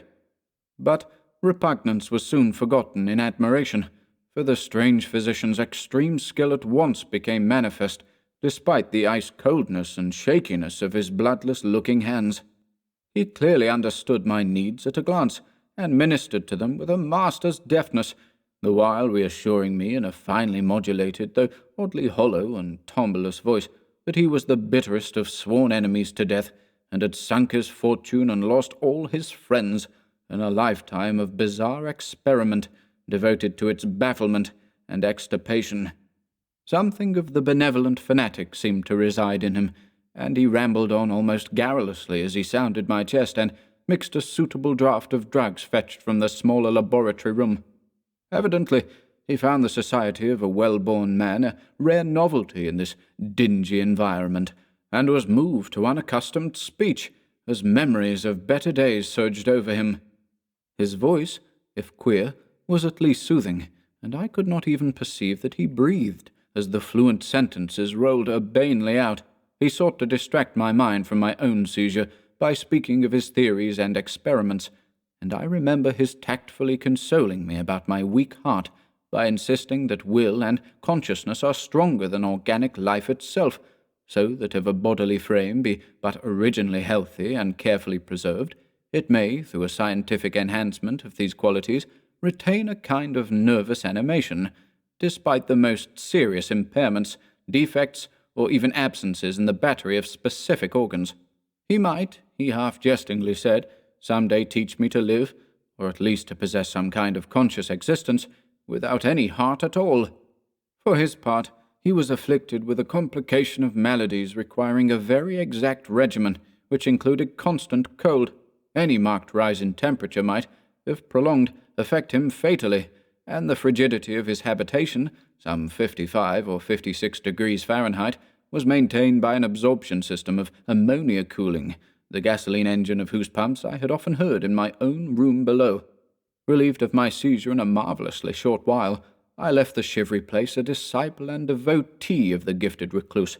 After that, I paid him frequent overcoated calls, listening while he told of secret researches and almost ghastly results, and trembling a bit when I examined the unconventional and astonishingly ancient volumes on his shelves. I was eventually, I may add, almost cured of my disease for all time by his skilful ministrations. It seems that he did not scorn the incantations of the medievalists, since he believed these cryptic formulae to contain rare psychological stimuli, which might conceivably have singular effects on the substance of a nervous system from which organic pulsations had fled. I was touched by his account of the aged Dr. Torres of Valencia, who had shared his earlier experiments with him through the great illness of 18 years before, whence his present disorders proceeded. No sooner had the venerable practitioner saved his colleague than he himself succumbed to the grim enemy he had fought. Perhaps the strain had been too great, for Dr. Munoz made it whisperingly clear, though not in detail, that the methods of healing had been most extraordinary, involving scenes and processes not welcomed by elderly and conservative Galens. As the weeks passed, I observed with regret that my new friend was indeed slowly but unmistakably losing ground physically, as Mrs. Herrero had suggested. The livid aspect of his countenance was intensified, his voice became more hollow and indistinct, his muscular motions were less perfectly coordinated, and his mind and will displayed less resilience and initiative. Of this sad change he seemed by no means unaware, and little by little his expression and conversation both took on a gruesome irony, which restored in me something of the subtle repulsion I had originally felt. He developed strange caprices, acquiring a fondness for exotic spices and Egyptian incense, till his room smelled like the vault of a sepulchred pharaoh in the Valley of Kings. At the same time, his demands for cold air increased, and with my aid he amplified the ammonia piping of his room, and modified the pumps and feed of his refrigerating machine till he could keep the temperature as low as 34 degrees or 40 degrees, and finally even 28 degrees. The bathroom and laboratory, of course, being less chilled, in order that water might not freeze and that chemical processes might not be impeded. The tenant adjoining him complained of the icy air from around the connecting door, so I helped him fit heavy hangings to obviate the difficulty. A kind of growing horror of outre and morbid cast seemed to possess him. He talked of death incessantly, but laughed hollowly when such things as burial or funeral arrangements were gently suggested. All in all, he became a disconcerting and even gruesome companion, yet in my gratitude for his healing I could not well abandon him to the strangers around him, and was careful to dust his room and attend to his needs each day, muffled in a heavy ulster, which I bought especially for the purpose. I likewise did much of his shopping, and gasped in bafflement at some of the chemicals he ordered from druggists and laboratory supply houses. An increasing and unexplained atmosphere of panic seemed to rise around his apartment. The whole house, as I have said, had a musty odour, but the smell in his room was worse, and in spite of all the spices and incense and the pungent chemicals of the now incessant baths which he insisted on taking unaided, I perceived that it must be connected with his ailment, and shuddered when I reflected on what that ailment might be. Mrs. Herrera crossed herself when she looked at him, and gave him up unreservedly to me, not even letting her son Esteban continue to run errands for him. When I suggested other physicians, the sufferer would fly into as much of a rage as he seemed to dare to entertain. He evidently feared the physical effect of violent emotion, yet his will and driving force waxed rather than waned, and he refused to be confined to his bed. The lassitude of his earlier ill days gave place to a return of his fiery purpose, so that he seemed about to hurl defiance at the death-demon, even as that ancient enemy seized him. The pretense of eating, always curiously like a formality with him, he virtually abandoned, and mental power alone appeared to keep him from total collapse. He acquired a habit of writing long documents of some sort, which he carefully sealed and filled with injunctions that I transmit them after his death to certain persons, whom he named, for the most part lettered East Indians, but including a once celebrated French physician, now generally thought dead, and about whom the most inconceivable things had been whispered. As it happened, I burned all these papers undelivered and unopened. His aspect and voice became utterly frightful, and his presence almost unbearable.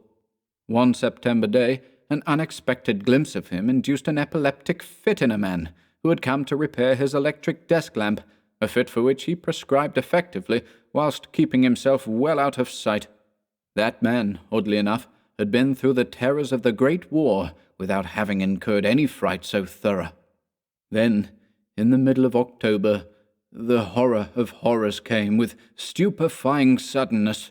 One night, about 11, the pump of the refrigerating machine broke down, so that within 3 hours the process of ammonia cooling became impossible. Dr. Munoz summoned me by thumping on the floor, and I worked desperately to repair the injury, while my host cursed in a tone whose lifeless, rattling hollowness surpassed description.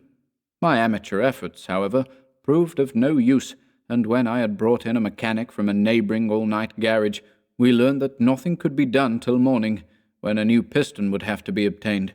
The moribund hermit's rage and fear, swelling to grotesque proportions, seemed likely to shatter what remained of his failing physique, and once a spasm caused him to clap his hands to his eyes and rush into the bathroom. He groped his way out with face tightly bandaged, and I never saw his eyes again. The frigidity of the apartment was now sensibly diminishing, and at about 5 a.m. the doctor retired to the bathroom, commanding me to keep him supplied with all the ice I could obtain at all-night drugstores and cafeterias. As I would return from my sometimes discouraging trips and lay my spoils before the closed bathroom door, I could hear a restless splashing within, and a thick voice croaking out the order for more. At length, a warm day broke, and the shops opened one by one. I asked Esteban either to help with the ice fetching whilst I obtained the pump piston, or to order the piston while I continued with the ice, but instructed by his mother, he absolutely refused. Finally, I hired a seedy-looking loafer whom I encountered on the corner of 8th Avenue to keep the patient supplied with ice from a little shop where I introduced him, and applied myself diligently to the task of finding a pump piston and engaging workmen competent to install it. The task seemed interminable, and I raged almost as violently as the hermit when I saw the hours slipping by in a breathless, foodless round of vain telephoning and a hectic quest from place to place, hither and thither, by subway and surface car. About noon, I encountered a suitable supply house far downtown, and at approximately 1:30 p.m. arrived at my boarding place with the necessary paraphernalia and 2 sturdy and intelligent mechanics. I had done all I could, and hoped I was in time. Black terror, however, had preceded me. The house was in utter turmoil, and above the chatter of awed voices, I heard a man praying in a deep basso. Fiendish things were in the air, and lodgers told over the beads of their rosaries as they caught the odour from beneath the doctor's closed door. The lounger I had hired, it seems, had fled screaming and mad-eyed not long after his second delivery of ice, perhaps as a result of excessive curiosity. He could not, of course, have locked the door behind him, yet it was now fastened, presumably from the inside. There was no sound within save a nameless sort of slow, thick dripping. Briefly consulting with Mrs. Herrero and the workmen, despite a fear that gnawed my inmost soul, I advised the breaking down of the door. But the landlady found a way to turn the key from the outside with some wire device. We had previously opened the doors of all the other rooms on that hall, and flung all the windows to the very top. Now, noses protected by handkerchiefs, we tremblingly invaded the accursed south room, which blazed with the warm sun of early afternoon. A kind of dark, slimy trail led from the open bathroom door to the hall door, and thence to the desk, where a terrible little pool had accumulated. Something was scrawled there in pencil in an awful, blind hand on a piece of paper, hideously smeared, as though by the very claws that traced the hurried last words. Then the trail led to the couch, and ended unutterably. What was, or had been, on the couch, I cannot and dare not say here, but this is what I shiveringly puzzled out on the stickily smeared paper before I drew a match and burned it to a crisp, what I puzzled out in terror as the landlady and 2 mechanics rushed frantically from that hellish place to babble their incoherent stories at the nearest police station. The nauseous words seemed well-nigh incredible in that yellow sunlight, with the clatter of cars and motor trucks ascending clamorously from crowded 14th Street, yet I confess that I believed them then. Whether I believe them now, I honestly do not know. There are things about which it is better not to speculate, and all that I can say is that I hate the smell of ammonia, and grow faint at a draught of unusually cool air. The end, ran that noisome scrawl, is here. No more ice. The man looked and ran away, warmer every minute, and the tissues can't last. I fancy you know what I said about the will and the nerves and the preserved body after the organs ceased to work. It was good theory, but couldn't keep up indefinitely. There was a gradual deterioration I had not foreseen. Dr. Torres knew, but the shock killed him. He couldn't stand what he had to do. He had to get me in a strange, dark place when he minded my letter and nursed me back, and the organs never would work again. It had to be done my way, artificial preservation, for you see, I died that time 18 years ago.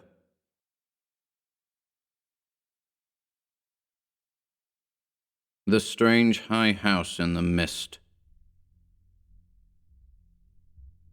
In the morning, mist comes up from the sea by the cliffs beyond Kingsport. White and feathery it comes from the deep to its brothers, the clouds, full of dreams of dank pastures and caves of Leviathan. And later, in still summer rains on the steep roofs of poets, the clouds scatter bits of those dreams, that men shall not live without rumour of old, strange secrets, and wonders that planets tell planets, alone in the night.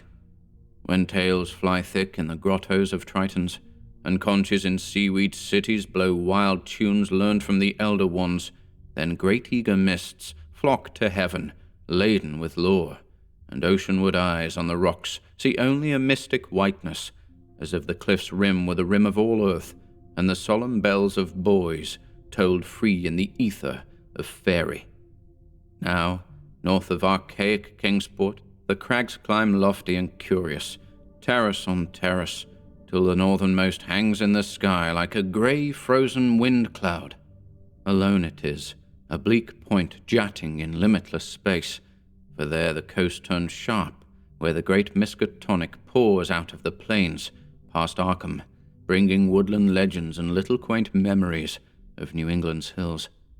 The seafolk in Kingsport look up at that cliff, as other seafolk look up at the pole star, and time the night's watches by the way it hides, or shews the great bear, Cassiopeia, and the dragon. Among them it is one with the firmament, and truly it is hidden from them when the mist hides the stars or the sun. Some of the cliffs they love, as that whose grotesque profile they call Father Neptune, or that whose pillared steps they term the Causeway. But this one they fear, because it is so near the sky. The Portuguese sailors coming in from a voyage cross themselves when they first see it, and the old Yankees believe it would be much graver matter than death to climb it, if indeed that were possible. Nevertheless, there is an ancient house on that cliff, and at evening men see lights in the small-paned windows. The ancient house has always been there, and people say one dwells therein who talks with the morning mists that come up from the deep, and perhaps sees singular things oceanward at those times when the cliff's rim becomes the rim of all earth, and solemn boys toll free in the white ether of faerie. This they tell from hearsay, for that forbidding crag is always unvisited, and natives dislike to train telescopes on it. Summer boarders have indeed scanned it with jaunty binoculars, but have never seen more than the grey primeval roof, peaked and shingled, whose eaves come nearly to the grey foundations, and the dim yellow light of the little windows peeping out from under those eaves in the dusk. These summer people do not believe that the same one has lived in the ancient house for hundreds of years, but cannot prove their heresy to any real Kingsporter. Even the terrible old man, who talks to leaden pendulums in bottles, buys groceries with centuried Spanish gold, and keeps stone idols in the yard of his antediluvian cottage in Water Street, can only say these things were the same when his grandfather was a boy, and that must have been inconceivable ages ago, when Belcher or Shirley or Pownall or Bernard was governor of His Majesty's province of the Massachusetts Bay. Then, one summer, there came a philosopher into Kingsport. His name was Thomas Olney, and he taught ponderous things in a college by Narragansett Bay. With stout wife and romping children he came, and his eyes were weary with seeing the same things for many years, and thinking the same well-disciplined thoughts. He looked at the mists from the diadem of Father Neptune, and tried to walk into their white world of mystery along the tightened steps of the Causeway. Morning after morning he would lie on the cliffs and look over the world's rim at the cryptical ether beyond, listening to spectral bells and the wild cries of what might have been gulls.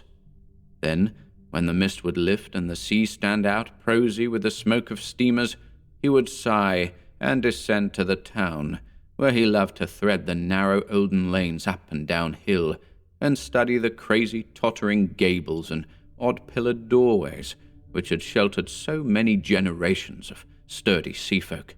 And he even talked with the terrible old man, who was not fond of strangers, and was invited into his fearsomely archaic cottage, where low ceilings and wormy panelling hear the echoes of disquieting soliloquies in the dark small hours.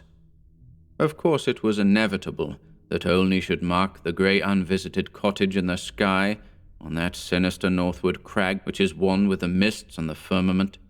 Always over Kingsport it hung, and always its mystery sounded in whispers through Kingsport's crooked alleys.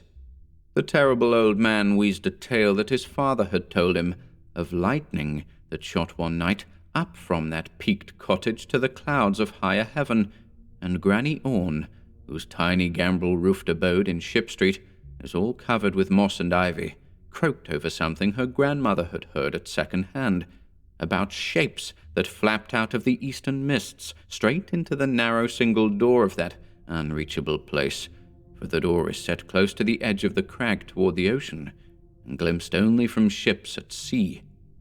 At length, being avid for new strange things and held back by neither the Kingsporter's fear nor the summer boarder's usual indolence, only made a very terrible resolve.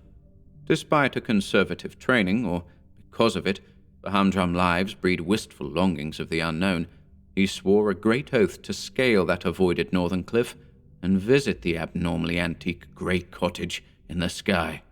Very plausibly, his saner self argued that the place must be tenanted by people who reached it from inland, along the easier ridge beside the Miskatonic's estuary. Probably they traded in Arkham, knowing how little Kingsport liked their habitation, or perhaps being unable to climb down the cliff on the Kingsport side, only walked out along the lesser cliffs to where the great crag leaped insolently up to consort with celestial things, and became very sure that no human feet could mount it or descend it on that beetling southern slope. East and north it rose, thousands of feet vertically from the water, so only the western side, inland and toward Arkham, remained. One early morning in August, only set out to find a path to the inaccessible pinnacle. He worked northwest along pleasant back roads, past Hooper's Pond and the old brick powder house to where the pastures slope up to the ridge above the Miskatonic and give a lovely vista of Arkham's white Georgian steeples across leagues of river and meadow. Here he found a shady road to Arkham, but no trail at all in the seaward direction he wished.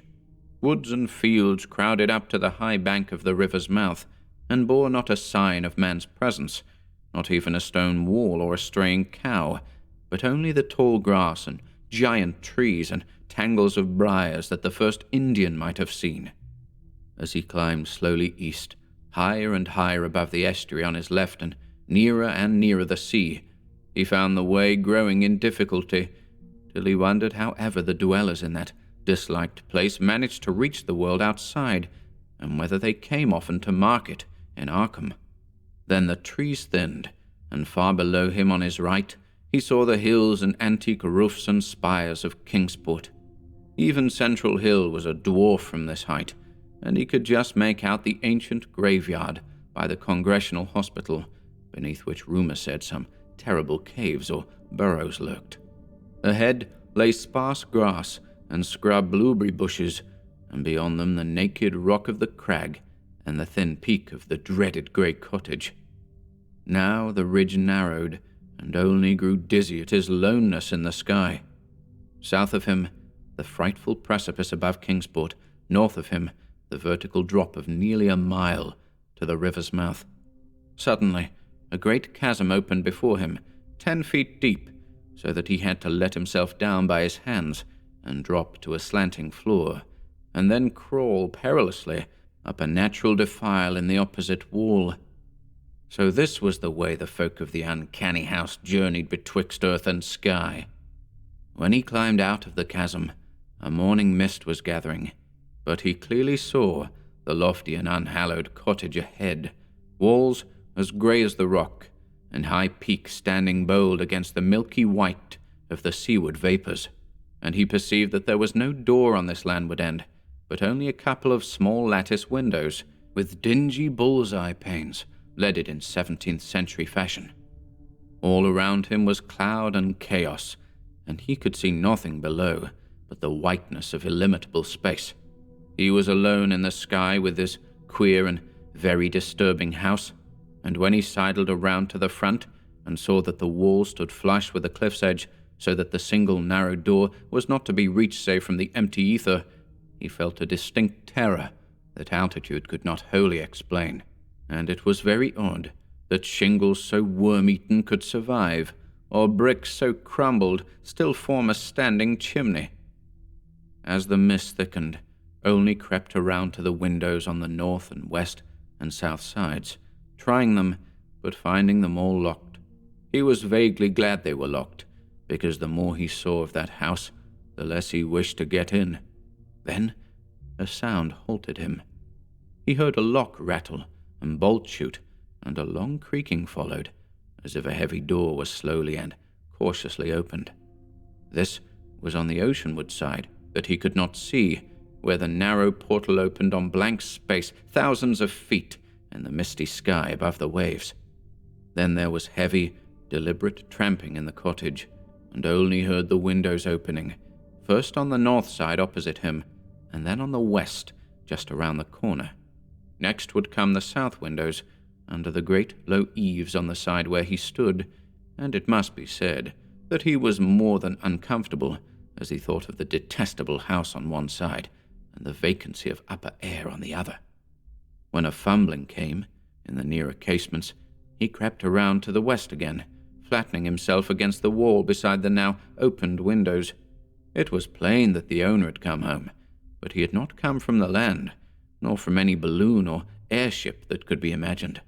Steps sounded again, and Olney edged round to the north, but before he could find a haven, a voice called softly, and he knew he must confront his host.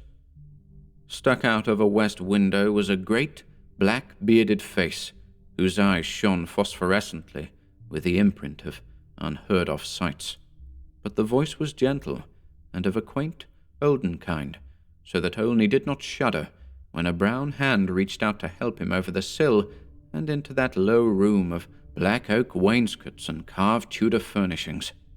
The man was clad in very ancient garments, and had about him an unplaceable nimbus of sea lore and dreams of tall galleons. Olney does not recall many of the wonders he told, or even who he was, but says that he was strange and kindly, and filled with the magic of unfathomed voids of time and space. The small room seemed green with a dim aqueous light, and Olney saw that the far windows to the east were not open, but shut against the misty ether with dull thick panes like the bottoms of old bottles. That bearded host seemed young, yet looked out of eyes steeped in the elder mysteries, and from the tales of marvelous ancient things he related, it must be guessed that the village folk were right in saying he had communed with the mists of the sea and the clouds of the sky ever since there was any village to watch his taciturn dwelling from the plain below. And the day wore on, and still Olney listened to rumors of old times and far places, and heard how the kings of Atlantis fought with the slippery blasphemies that wriggled out of rifts in ocean's floor, and how the pillared and weedy temple of Poseidonus is still glimpsed at midnight by lost ships who know by its sight that they are lost. Years of the Titans were recalled, but the host grew timid when he spoke of the dim first age of chaos before the gods or even the elder ones were born, and when only the other gods came to dance on the peak of Hatheg-Klar in the stony desert near Althar beyond the river sky. It was at this point that there came a knocking on the door, that ancient door of nail-studded oak, beyond which lay only the abyss of white cloud. Olney started in fright, but the bearded man motioned him to be still, and tiptoed to the door to look out through a very small peephole. What he saw he did not like, so pressed his fingers to his lips and tiptoed around to shut and lock all the windows before returning to the ancient settle beside his guest.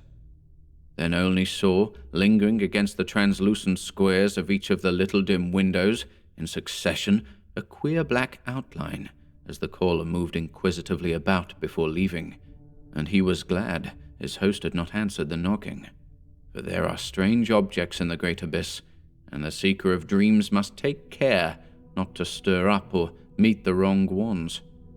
Then the shadows began to gather, first little furtive ones under the table, and then bolder ones in the dark, panelled corners, and the bearded man made enigmatical gestures of prayer and lit tall candles in curiously wrought brass candlesticks. Frequently he would glance at the door as if he expected someone, and at length his glance seemed answered by a singular rapping, which must have followed some very ancient and secret code. This time he did not even glance through the peephole, but swung the great oak bar and shot the bolt, unlatching the heavy door and flinging it wide to the stars and the mist. And then, to the sound of obscure harmonies, there floated into that room from the deep all the dreams and memories of earth's sunken mighty ones, and golden flames played about weedy locks, so that only was dazzled as he did them homage. Trident-bearing Neptune was there, and sportive Tritons and fantastic Nereids, and upon dolphins' backs was balanced a vast crenulate shell, wherein rode the grey and awful form of primal Nodens, lord of the great abyss. And the conches of the Tritons gave weird blasts, and the Nereids made strange sounds by striking on the grotesque resonant shells of unknown lurkers in Black Sea caves. Then hoary Nodens reached forth a wizened hand, and helped Olney and his host into the vast shell, whereat the conches and the gong set up a wild and awesome clamour. And out into the limitless ether reeled that fabulous train, the noise of whose shouting was lost in the echoes of thunder. All night in Kingsport they watched that lofty cliff when the storm and the mists gave them glimpses of it, and when toward the small hours the little dim windows went dark, they whispered of dread and disaster. And Olney's children and stout wife prayed to the bland, proper God of Baptists, and hoped that the traveller would borrow an umbrella and rubbers unless the rain stopped by morning. Then dawn swam, dripping and mist-wreathed out of the sea, and the boys towed solemn in vortices of white ether. And at noon elfin horns rang over the ocean, as Olney, dry and light-footed, climbed down from the cliffs to antique Kingsport, with a look of far places in his eyes. He could not recall what he had dreamed in the sky-perched hut of that still nameless hermit, or say how he had crept down that crag untraversed by other feet. Nor could he talk of these matters at all, save with the terrible old man, who afterward mumbled queer things in his long white beard, vowing that the man who came down from that crag was not wholly the man who went up, and that somewhere under that grey-peaked roof, or amidst inconceivable reaches of that sinister white mist, there lingered still the lost spirit of him who was Thomas Olney. And ever since that hour, through dull dragging years of greyness and weariness, the philosopher has laboured and eaten and slept and done uncomplaining the suitable deeds of a citizen. Not any more does he long for the magic of farther hills, or sigh for secrets that peer like green reefs from a bottomless sea. The sameness of his days no longer gives him sorrow, and well-disciplined thoughts have grown enough for his imagination. His good wife waxes stouter, and his children older and prosier and more useful, and he never fails to smile correctly with pride when the occasion calls for it. In his glance there is not any restless light, and if he ever listens for solemn bells or far elfin horns, it is only at night, when old dreams are wandering. He has never seen Kingsport again, for his family disliked the funny old houses and complained that the drains were impossibly bad. They have a trim bungalow now at Bristol Highlands, where no tall crags tower, and the neighbours are urban and modern. But in Kingsport, strange tales are abroad, and even the terrible old man admits a thing untold by his grandfather. For now, when the wind sweeps boisterous out of the north, past the high ancient house that is one with the firmament, there is broken at last that ominous brooding silence ever before the bane of Kingsport's maritime cotters. And old folk tell of pleasing voices heard singing there, and of laughter that swells with joys beyond earth's joys, and say that at evening the little low windows are brighter than formerly. They say, too, that the fierce aurora comes oftener to that spot, shining blue in the north, with visions of frozen worlds, while the crag and the cottage hang black and fantastic against wild coruscations.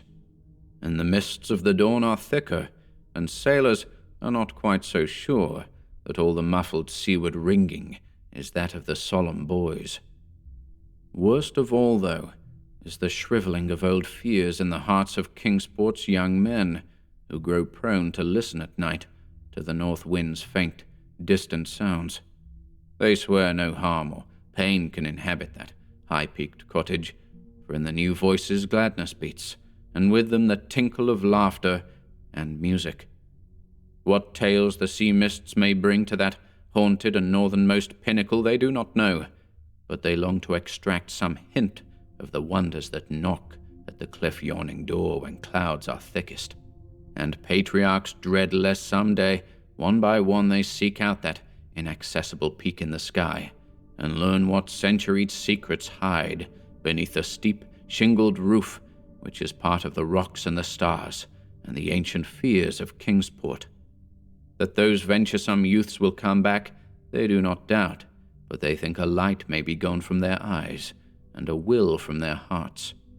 And they do not wish quaint Kingsport with its climbing lanes and archaic gables to drag listless down the years, while voice by voice the laughing chorus grows stronger and wilder in that unknown and terrible eyrie, where mists and the dreams of mists stop to rest on their way from the sea to the skies. They do not wish the souls of their young men to leave the pleasant hearths and gambrel-roofed taverns of old Kingsport, nor do they wish the laughter and song in that high rocky place to grow louder. For, as the voice which has come has brought fresh mists from the sea and from the north fresh lights, so do they say that still other voices will bring more mists and more lights, till perhaps the olden gods, whose existence they hint only in whispers for fear the congregational parson shall hear, may come out of the deep and from unknown Cadath in the cold waste, and make their dwelling on that evilly appropriate crag so close to the gentle hills and valleys of quiet, simple fisher-folk. This they do not wish, for to plain people things not of earth are unwelcome, and besides, the terrible old man often recalls what Olney said about a knock that the lone dweller feared, and a shape seen black and inquisitive against the mist through those queer translucent windows of leaded bull's-eyes. All these things, however, the elder ones only may decide, and meanwhile the morning mist still comes up by that lonely vertiginous peak, with the steep ancient house, that grey low-eaved house, where none is seen, but where evening brings furtive lights, while the north wind tells of strange revels. White and feathery it comes from the deep to its brothers the clouds, full of dreams of dank pastures and caves of Leviathan.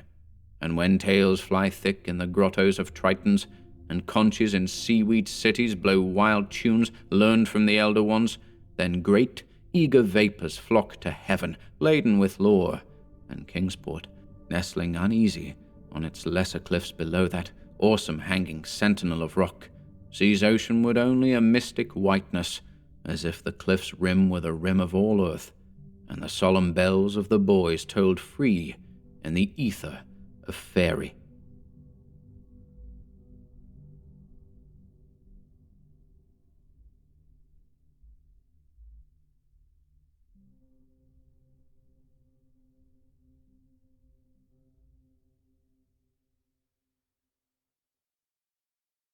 The Disinterment by H.P. Lovecraft and Duane W. Rimmel. I awoke abruptly from a horrible dream and stared wildly about. Then, seeing the high-arched ceiling and the narrow-stained windows of my friend's room, a flood of uneasy revelation coursed over me, and I knew that all of Andrew's hopes had been realized. I lay supine in a large bed, the posts of which reared upward in dizzy perspective, while on vast shelves about the chamber were the familiar books and antiques I was accustomed to seeing in that secluded corner of the crumbling and ancient mansion which had formed our joint home for many years. On a table by the wall stood a huge candelabrum of early workmanship and design, and the usual light window curtains had been replaced by hangings of sombre black, which took on a faint, ghostly luster in the dying light. I recalled forcibly the events preceding my confinement and seclusion in this veritable medieval fortress. They were not pleasant, and I shuddered anew when I remembered the couch that had held me before my tenancy of the present one, the couch that everyone supposed would be my last. Memory burned afresh regarding those hideous circumstances which had compelled me to choose between a true death and a hypothetical one, with a later reanimation by therapeutic methods known only to my comrade, Marshall Andrews. The whole thing had begun when I returned from the Orient a year before, and discovered, to my utter horror, that I had contracted leprosy while abroad. I had known that I was taking grave chances in caring for my stricken brother in the Philippines, but no hint of my own affliction appeared until I returned to my native land. Andrews himself had made the discovery and kept it from me as long as possible, but our close acquaintance soon disclosed the awful truth. At once I was quartered in our ancient abode atop the crags overlooking crumbling Hampton, from whose musty halls and quaint arched doorways I was never permitted to go forth. It was a terrible existence, with the yellow shadow hanging constantly over me, yet my friend never faltered in his faith, taking care not to contract the dread scourge, but meanwhile making life as pleasant and comfortable as possible. His widespread, though somewhat sinister fame as a surgeon prevented any authority from discovering my plight and shipping me away. It was after nearly a year of this seclusion, late in August, that Andrews decided on a trip to the West Indies to study native medical methods, he said. I was left in care of Venerable Seames, the household factotum. So far, no outward signs of the disease had developed, and I enjoyed a tolerable, though almost completely private existence during my colleague's absence. It was during this time that I read many of the tomes Andrews had acquired in the course of his 20 years as a surgeon, and learned why his reputation, though locally of the highest, was just a bit shady. For the volumes included any number of fanciful subjects, hardly related to modern medical knowledge, treatises and unauthoritative articles on monstrous experiments in surgery, accounts of the bizarre effects of glandular transplantation and rejuvenation in animals and men alike, brochures on attempted brain transference, and a host of other fanatical speculations not countenanced by orthodox physicians. It appeared, too, that Andrews was an authority on obscure medicaments, some of the few books I waded through revealing that he had spent much time in chemistry and in the search for new drugs which might be used as aids in surgery. Looking back at those studies now, I find them hellishly suggestive when associated with his later experiments. Andrews was gone longer than I expected, returning early in November, almost 4 months later, and when he did arrive, I was quite anxious to see him, since my condition was at last on the brink of becoming noticeable. I had reached a point where I must seek absolute privacy to keep from being discovered, but my anxiety was slight as compared with his exuberance over a certain new plan he had hatched while in the Indies, a plan to be carried out with the aid of a curious drug he had learned of from a native doctor in Haiti. When he explained that his idea concerned me, I became somewhat alarmed, though in my position there could be little to make my plight worse. I had, indeed, considered more than once the oblivion that would come with a revolver or a plunge from the roof to the jagged rocks below. On the day after his arrival, in the seclusion of the dimly lit study, he outlined the whole grisly scheme. He had found in Haiti a drug, the formula for which he would develop later, which induced a state of profound sleep in anyone taking it, a trance so deep that death was closely counterfeited, with all muscular reflexes, even the respiration and heartbeat, completely stilled for the time being. Andrews had, he said, seen it demonstrated on natives many times. Some of them remained somnolent for days at a time, wholly immobile and as such like death as death itself. This suspended animation, he explained further, would even pass the closest examination of any medical man.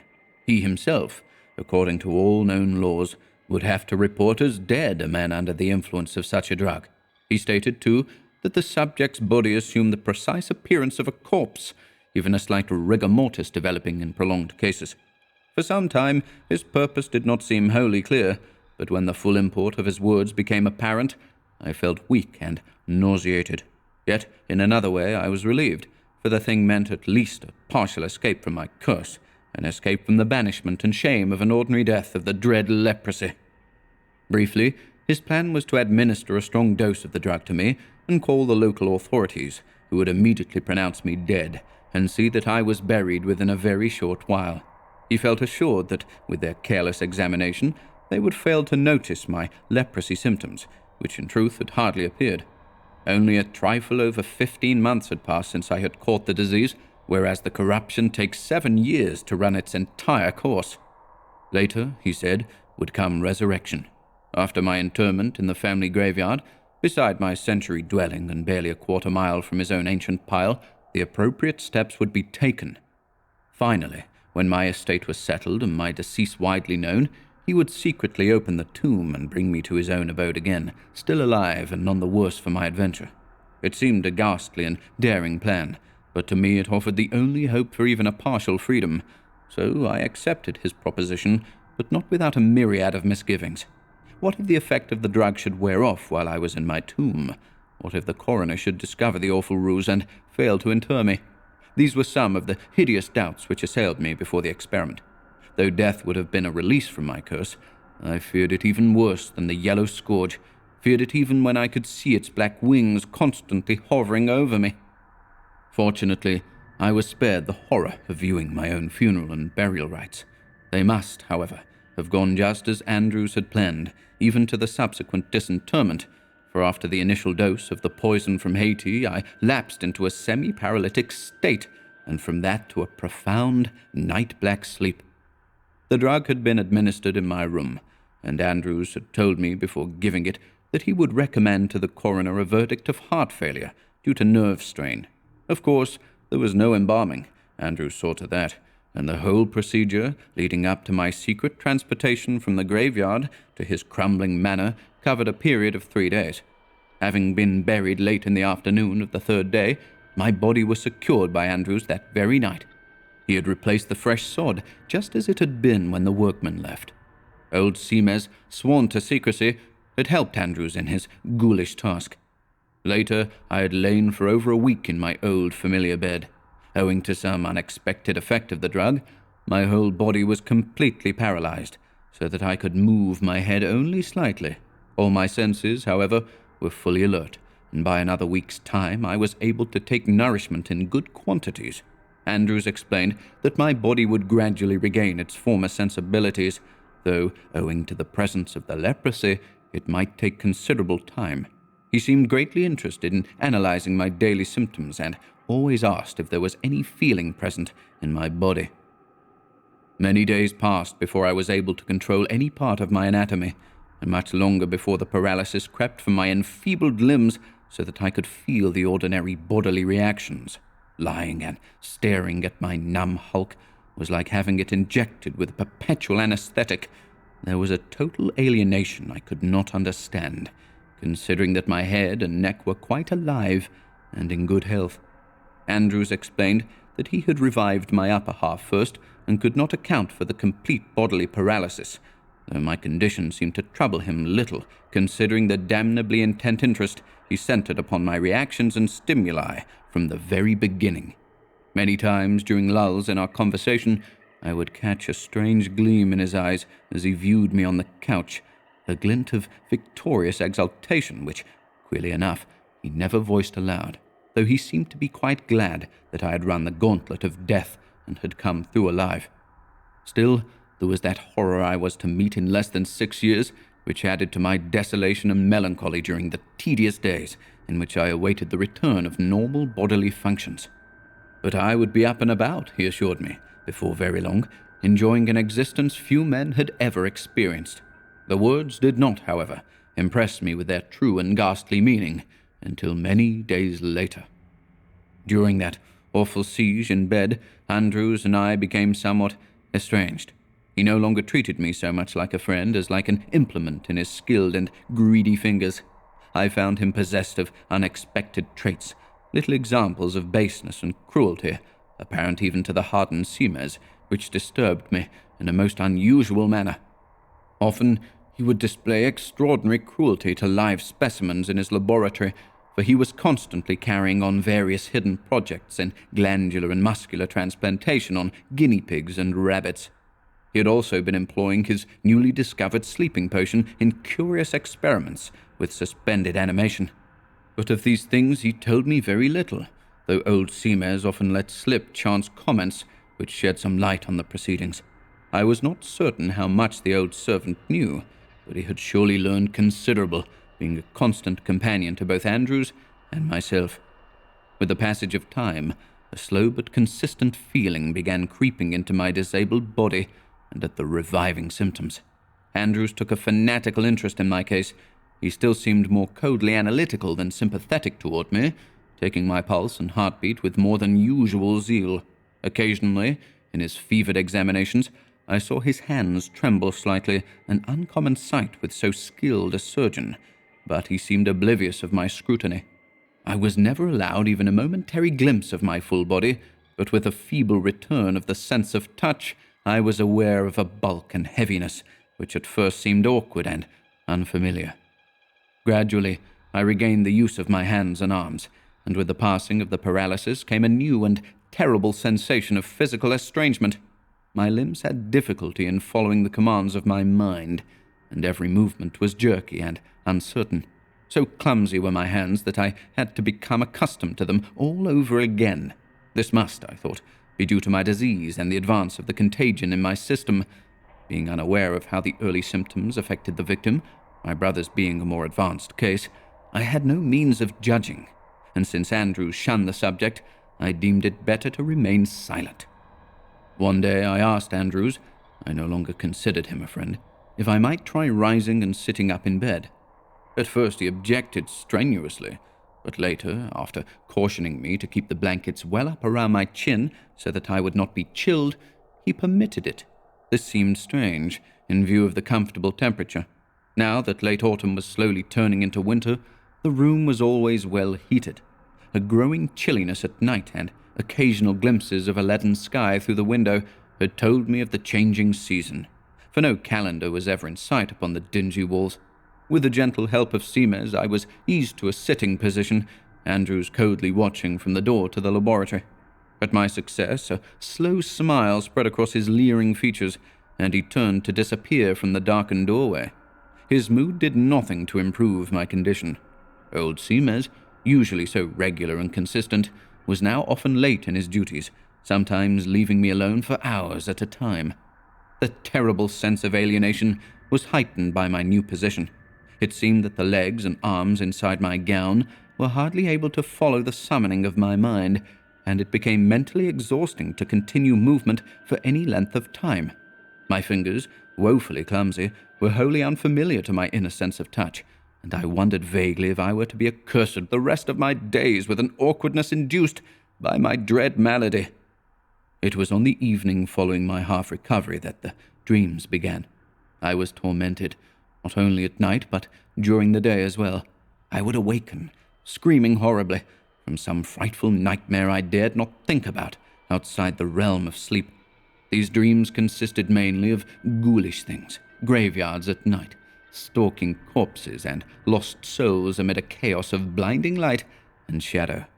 The terrible reality of the visions disturbed me most of all. It seemed that some inside influence was inducing the grisly vistas of moonlit tombstones and endless catacombs of the restless dead. I could not place their source, and at the end of a week I was quite frantic with abominable thoughts which seemed to obtrude themselves upon my unwelcome consciousness.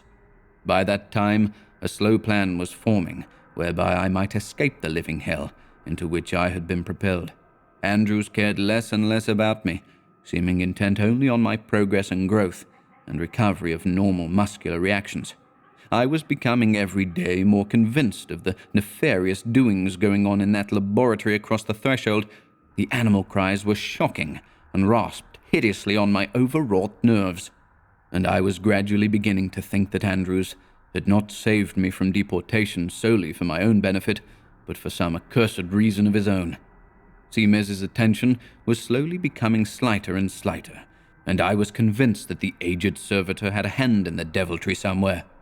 Andrews no longer eyed me as a friend, but as an object of experimentation, nor did I like the way he fingered his scalpel when he stood in the narrow doorway and stared at me with crafty alertness. I had never before seen such a transformation come over any man. His ordinarily handsome features were now lined and whisker-grown, and his eyes gleamed as if some imp of Satan was staring from them. His cold, calculating gaze made me shudder horribly, and gave me a fresh determination to free myself from his bondage as soon as possible.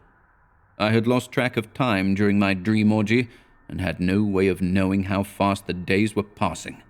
The curtains were often drawn in the daytime, the room being lit by waxen cylinders in the large candelabrum. It was a nightmare of living horror and unreality, though through it all I was gradually becoming stronger. I always gave careful responses to Andrew's inquiries concerning my returning physical control, concealing the fact that a new life was vibrating through me with every passing day, an altogether strange sort of strength, but one which I was counting on to serve me in the coming crisis. Finally, one chilly evening when the candles had been extinguished and a pale shaft of moonlight fell through the dark curtains upon my bed, I determined to rise and carry out my plan of action. There had been no movement from either of my captors for several hours, and I was confident that both were asleep in adjoining bedchambers. Shifting my cumbersome weight carefully, I rose to a sitting position and crawled cautiously out of bed, down upon the floor. A vertigo gripped me momentarily, and a wave of weakness flooded my entire being. But finally, strength returned, and by clutching at a bedpost, I was able to stand upon my feet for the first time in many months. Gradually, a new strength coursed through me, and I donned the dark robe which I had seen hanging on a nearby chair. It was quite long, but served as a cloak over my nightdress. Again came that feeling of awful unfamiliarity which I had experienced in bed, that sense of alienation and of difficulty in making my limbs perform as they should. But there was need for haste before my feeble strength might give out. As a last precaution in dressing, I slipped some old shoes over my feet, but though I could have sworn they were my own, they seemed abnormally loose, so that I decided they must belong to the aged Seamers. Seeing no other heavy objects in the room, I seized from the table the huge candelabrum, upon which the moon shone with a pallid glow, and proceeded very quietly toward the laboratory door. My first steps came jerkily and with much difficulty, and in the semi-darkness I was unable to make my way very rapidly. When I reached the threshold, a glance within revealed my former friend, seated in a large overstuffed chair, while beside him was a smoking stand upon which were assorted bottles and a glass. He reclined halfway in the moonlight through the large window, and his greasy features were creased in a drunken smirk. An opened book lay in his lap, one of the hideous tomes from his private library. For a long moment I gloated over the prospect before me, and then, stepping forward suddenly, I brought the heavy weapon down upon his unprotected head. The dull crunch was followed by a spurt of blood, and the fiend crumpled to the floor, his head laid half open. I felt no contrition at taking the man's life in such a manner. In the hideous, half-visible specimens of his surgical wizardry scattered about the room in various stages of completion and preservation, I felt there was enough evidence to blast his soul without my aid. Andrews had gone too far in his practices to continue living, and as one of his monstrous specimens, of that I was now hideously certain, it was my duty to exterminate him. Seamers, I realized, would be no such easy matter. Indeed, only unusual good fortune had caused me to find Andrews unconscious. When I finally reeled up to the servants' bedchamber door, faint from exhaustion, I knew it would take all my remaining strength to complete the ordeal. The old man's room was in utmost darkness, being on the north side of the structure, but he must have seen me silhouetted in the doorway as I came in. He screamed hoarsely, and I aimed the candelabrum at him from the threshold. It struck something soft, making a slothing sound in the darkness, but the screaming continued. From that time on, events became hazy and jumbled together, but I remember grappling with the man and choking the life from him little by little. He gibbered a host of awful things before I could lay hands on him, cried and begged for mercy from my clutching fingers. I hardly realized my own strength in that mad moment, which left Andrew's associate in a condition like his own.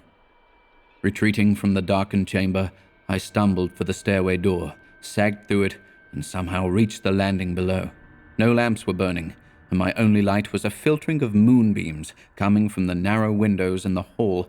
But I made my jerky way over the cold, damp slabs of stone, reeling from the terrible weakness of my exertion, and reached the front door after ages of fumbling and crawling about in the darkness.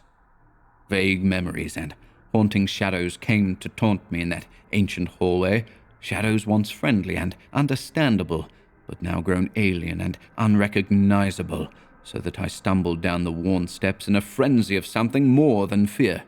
For a moment, I stood in the shadow of the giant stone manor, viewing the moonlit trail down which I must go to reach the home of my forefathers, only a quarter of a mile distant.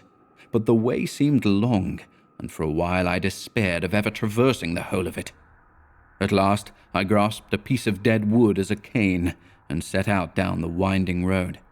Ahead, seemingly only a few rods away in the moonlight, stood the venerable mansion where my ancestors had lived and died. Its turrets rose spectrally in the shimmering radiance, and the black shadow cast on the beetling hillside appeared to shift and waver, as if belonging to a castle of unreal substance. There stood the monument of half a century, a haven for all my family, old and young, which I had deserted many years ago to live with the fanatical Andrews. It stood empty on that fateful night, and I hope that it may always remain so. In some manner I reached the aged place, though I do not remember the last half of the journey at all. It was enough to be near the family cemetery, among whose moss-covered and crumbling stones I would seek the oblivion I had desired. As I approached the moonlit spot, the old familiarity, so absent during my abnormal existence, returned to plague me in a wholly unexpected way. I drew close to my own tombstone, and the feeling of homecoming grew stronger. With it came a fresh flood of that awful sense of alienation and disembodiment which I knew so well. I was satisfied that the end was drawing near, nor did I stop to analyze emotions till a little later, when the full horror of my position burst upon me. Intuitively, I knew my own tombstone, for the grass had scarcely begun to grow between the pieces of sod. With feverish haste, I began clawing at the mound and scraping the wet earth from the hole left by the removal of the grass and roots. How long I worked in the nitrous soil before my fingers struck the coffin lid, I can never say. But sweat was pouring from me, and my nails were but useless, bleeding hooks. At last, I threw out the last bit of loose earth, and with trembling fingers tugged on the heavy lid. It gave a trifle, and I was prepared to lift it completely open, when a fetid and nauseous odor assailed my nostrils. I started erect, horrified. Had some idiot placed my tombstone on the wrong grave, causing me to unearth another body? For surely there could be no mistaking that awful stench. Gradually, a hideous uncertainty came over me, and I scrambled from the hole. One look at the newly made headpiece was enough. This was indeed my own grave, but what fool had buried within it another corpse? All at once, a bit of the unspeakable truth propelled itself upon my brain. The odor, in spite of its putrescence, seemed somehow familiar, horribly familiar, yet I could not credit my senses with such an idea. Reeling and cursing, I fell into the black cavity once more, and by the aid of a hastily lit match, lifted the long lid completely open.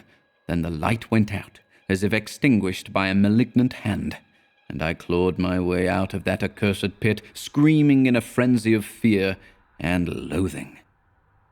When I regained consciousness, I was lying before the door of my own ancient manor, where I must have crawled after that hideous rendezvous in the family cemetery. I realized that dawn was close at hand, and rose feebly, opening the aged portal before me, and entering the place which had known no footsteps for over a decade. A fever was ravaging my weakened body, so that I was hardly able to stand, but I made my way slowly through the musty, dimly lit chambers and staggered into my own study, the study I had deserted so many years before. When the sun has risen, I shall go to the ancient well beneath the old willow tree by the cemetery and cast my deformed self into it. No other man shall ever view this blasphemy, which has survived life longer than it should have. I do not know what people will say when they see my disordered grave, but this will not trouble me if I can find oblivion from that which I beheld amidst the crumbling, moss-crusted stones of the hideous place. I know now why Andrews was so secretive in his actions, so damnably gloating in his attitude toward me after my artificial death. He had meant me for a specimen all the time, a specimen of his greatest feat of surgery, his masterpiece of unclean witchery, an example of perverted artistry for him alone to see. Where Andrews obtained that other with which I lay accursed in his mouldering mansion I shall probably never know, but I am afraid that it was brought from Haiti along with his fiendish medicine. At least these long hairy arms and horrible short legs are alien to me, alien to all natural and sane laws of mankind. The thought that I shall be tortured with that other during the rest of my brief existence is another hell. Now I can but wish for that which once was mine, that which every man blessed of God ought to have at death, that which I saw in that awful moment in the ancient burial ground when I raised the lid on the coffin, my own shrunken, decayed, and headless body.